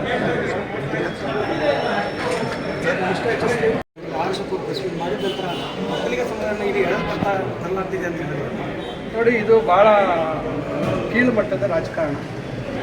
ನೋಡಿ, ಯಾವುದೇ ಸಮಾಜ ಇವತ್ತು ಪ್ರಜಾಪ್ರಭುತ್ವದ ವ್ಯವಸ್ಥೆ ಯಾವುದೇ ಒಂದು ಪಕ್ಷದ ಜೊತೆಯಲ್ಲಿ ಗುರುತಿಸ್ಕೊಳ್ತಕ್ಕಂಥ ಕೆಲಸ ಮಾಡೋದಿಲ್ಲ. ಯಾಕಂದರೆ ಎಲ್ಲ ಸಮಾಜದವರು ಎಲ್ಲ ಪಕ್ಷಗಳಲ್ಲಿ ಸಕ್ರಿಯವಾಗಿ ಇವತ್ತು ನಾಯಕತ್ವವನ್ನು ಬೆಳೆಸ್ಕೊಂಡಿದ್ದಾರೆ. ಅದರಿಂದ ಯಾರಿಗೂ ಗುತ್ತಿಗೆ ಕೊಟ್ಟಿಲ್ಲ. ಯಾವುದೇ ಒಂದು ಜಾತಿಯನ್ನು ಯಾರಿಗೆ ಒಂದು ವೈಯಕ್ತಿಕವಾಗಿ ಯಾರಿಗೂ ಗುತ್ತಿಗೆ ಕೊಟ್ಟಿಲ್ಲ. ಅದರಿಂದ ಇವತ್ತು ಇವರ ಮನಸ್ಥಿತಿ ಎಂಥದ್ದು ಅಂತಕ್ಕಂಥದ್ದನ್ನು ಇವತ್ತು ಗುರುತಿಸ್ತಾ ಇದೆ. ಅದರಿಂದ ಜಾತಿಯನ್ನು ತರ್ತಕ್ಕಂಥದ್ದು ಸರಿಯಲ್ಲ. ಆ ರೀತಿ ತಪ್ಪು ಏನು ಆಗಿದೆ ಅಂತಕ್ಕಂಥ ಆರೋಪ ಇದೆ. ಅವರು ಅದು ಆಗಿಲ್ಲ ಅಂತಕ್ಕಂಥದ್ದು ಸಾಬೀತು ಮಾಡಿ ಹೊರಗೆ ಬರಲಿ, ಸಂತೋಷ. ಆದರೆ ಈ ರೀತಿಯಾಗಿ ಜನರನ್ನು ತಪ್ಪುದಾರಿಗೆ ಎಳಿತಕ್ಕಂಥದ್ದು, ಜಾತಿ ಹೆಸರು ತರ್ತಕ್ಕಂಥದ್ದು, ಹಂಗಾರೆ ಇವತ್ತು ಸಮಾಜದಲ್ಲಿ ಬೇರೆ ಎಲ್ಲ ಜಾತಿ ವರ್ಗಗಳಿಲ್ಲ. ಈಗ ಆ ರೀತಿ ಏನಾದರೂ ಅಲ್ಲಿ ಸಂತ್ರಸ್ತೆಯರು ಯಾರಿದ್ದಾರೆ, ಬೇರೆ ಜಾತಿಯವರ ಮೇಲೆ ಇವತ್ತು ಅನ್ಯಾಯ ಆಗಿರ್ತಕ್ಕಂಥ, ದೌರ್ಜನ್ಯ ಆಗಿರ್ತಕ್ಕಂಥ ಬಗ್ಗೆ ನಾವು ಯಾವ ರೀತಿ ಸಮರ್ಥನೆ ಮಾಡ್ಕೊಳ್ಳೋದು? ಅದರಿಂದ ಜಾತಿ ಇರ್ತಕ್ಕಂಥ ಸೂಕ್ತ. ಆರಂಭದಲ್ಲಿ ತಪ್ಪು ಮಾಡಿಗೆ ನೀರು ಕುಡಿಯಬೇಕು ಅಂತ ಕುಮಾರಸ್ವಾಮಿ ಹೇಳಿದ್ರು. ಇವತ್ತು ಅವರೇ ಒಂದು JDS ಪ್ರತಿಭಟನೆ ಆದರೆ ಮೈಸೂರಲ್ಲಿ. ನೋಡಿ, ಈಗ ಕುಮಾರಸ್ವಾಮಿಯವರು ಬಗ್ಗೆ ಹೇಳಿಕೆಗಳು, ಅವರ ಹೇಳಿಕೆಗೆ ಯಾರೂ ಅಷ್ಟು ಪ್ರಾಮುಖ್ಯತೆ ಕೊಡುವಂಥ ಅವಶ್ಯಕತೆ ಇಲ್ಲ. ನನ್ನ ಅಭಿಪ್ರಾಯ, ಕುಮಾರಸ್ವಾಮಿಯವರು ಯಾವತ್ತೂ ಒಂದು ನಿಲುವಿಗೆ ಬದ್ಧವಾಗಿರೋದಿಲ್ಲ. ಹಾಸನದಲ್ಲಿ ಹೇಳ್ತಾರೆ ನೀವು ನನ್ನ ಮಗ ಅಂತ ಭಾವಿಸಿ ಅಂತ, ಮೊನ್ನೆ ಹೇಳ್ತಾರೆ ಅವ್ರ ಸಂಸಾರ ಬೇರೆ ನಮ್ಮ ಸಂಸಾರ ಬೇರೆ ಅಂತ.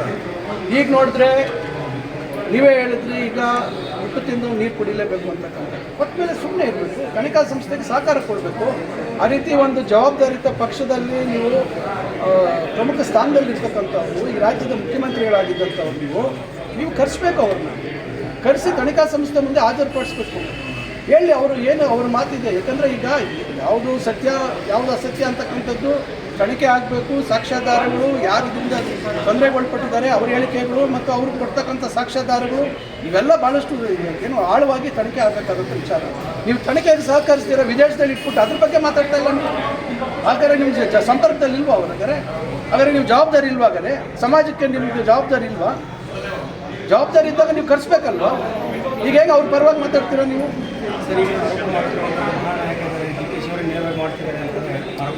ನೋಡಿ, ಅವರಿಗೆ ಯಾರು ಸೀನಿದ್ರು, ಯಾರು ಕೆಮ್ಮಿದ್ರು DK ಶಿವಕುಮಾರ್. ನಿದ್ದೆಯಲ್ಲಿ ಕೂಡ ಬಹುಶಃ ಅವ್ರು ಜಪ ಮಾಡ್ತಾ ಇರ್ತಾರೆ, DK ಶಿವಕುಮಾರ್ ಅಂತ. ಅವರಿಗೆ DK ಶಿವಕುಮಾರ್ ಅಂದರೆ ಭಯ ಬಂದಿದೆ ಕುಮಾರಸ್ವಾಮಿ. ಅದರಿಂದ ಅವರಿಗೆ ನಮ್ಮ DK ಶಿವಕುಮಾರ್ ಅವ್ರ ಮೇಲೆ ಆರೋಪ ಮಾಡೋದು ಬಿಟ್ಟರೆ ಬೇರೆ ಏನು ಗೊತ್ತಿಲ್ಲ ಅವ್ರಿಗೆ. ಶಿವಕುಮಾರ್ ಅವರು ಈ ರಾಜ್ಯದ ನಾಯಕ, ಉಪಮುಖ್ಯಮಂತ್ರಿ, ನಮ್ಮ ಪಕ್ಷದ ಅಧ್ಯಕ್ಷರು. ಇವತ್ತು ಯಾರು ಬೇಕಾದರೂ ಅವ್ರನ್ನ ಮಾತಾಡ್ಬೋದು, ಯಾರು ಬೇಕಾದ್ರೂ ಮಾತಾಡೋಕ್ಕೆ ಅವಕಾಶ ಇದೆ. ಈಗ ನೀವು ನಾಳೆ ಫೋನ್ ಮಾಡಿದಾಗ ಹಲೋ ಅಂತ ಹೇಳೋದು ನಾವು ತಪ್ಪಾಗುತ್ತಾ? ಏನಪ್ಪ ಹೆಂಗಾಯ್ತು ಅಂತ ಕೇಳೋದು ತಪ್ಪಾಗುತ್ತಾ? ಅಕಸ್ಮಾತ್ ಏನಾದರೂ ಕೇಳಿದ್ರೆ ಏನಾದರೂ ನೀನು ಮಾಡು ಅಂತ ಏನಾದರೂ ಹೇಳ್ತಾರೆ? ಇದೇನಿದು ಒಳ್ಳೆ ಏನೋ ಟ್ರೈಲರ್ ಬಿಟ್ಟಂಗೆ ಅದೇನೋ ಟೀಸರ್ ಥರ ಬಿಟ್ಬಿಟ್ವಿ ಅಂತ ತೋರಿಸೋದು. ಏನು ಸಂಭಾಷಣೆ ಆಗಿದೆ ಫುಲ್ ತೋರಿಸ್ರಿ ಸರ್. ದೇವರಾಜ್ ಕುಮಾರಸ್ವಾಮಿ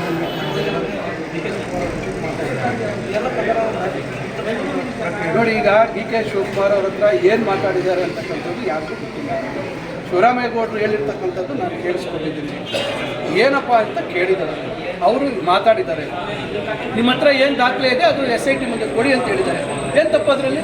ಅಕಸ್ಮಾತ್ ಆದರೂ ನಿಜ ಆದರೆ ಶಿವರಾಮೇಗೌಡರು ಹೇಳಿರ್ತಕ್ಕಂಥದ್ದು ಅದು ಬಿಟ್ಟು ಇನ್ನೇನು ಚರ್ಚೆ ಆಗಿದೆ ಅಂತಕ್ಕಂಥದ್ದು ಯಾರಿಗೂ ಗೊತ್ತಿಲ್ಲ. ಅವ್ರು ಅದನ್ನೇನು ದೊಡ್ಡ ಇದ್ರ ಥರ ಕೈಯಲ್ಲಿ ಇಟ್ಕೊಂಡು ಅದನ್ನು ಏನು BJP ಅವ್ರು ಯಾವ ರೀತಿ ಡೈರೆಕ್ಷನ್ಸ್ ಕೊಡ್ತಾರೆ ಆ ಡೈರೆಕ್ಷನ್ಸ್ ಮೇಲೆ ಅವರು ಇದನ್ನು ಮಾಡೋಂಥ ಕೆಲಸ ಮಾಡ್ತಾರೆ. ಅದಕ್ಕೆಲ್ಲ ನಾವು ಬೆಲೆ ಕೊಡಲಿಕ್ಕಾಗುತ್ತಾ? ಕೊಡಲಿ, ಎಲ್ಲ ಏನು ಚರ್ಚೆ ಆಗಿತ್ತು ಪೂರ್ತಿ ಕೊಡಬೇಕಾಯ್ತು, ಅವತ್ತೇ ರಿಲೀಸ್ ಮಾಡಬೇಕಿತ್ತು. ಆ ರೀತಿ ಆಡಿಯೋ ಇದ್ದರೆ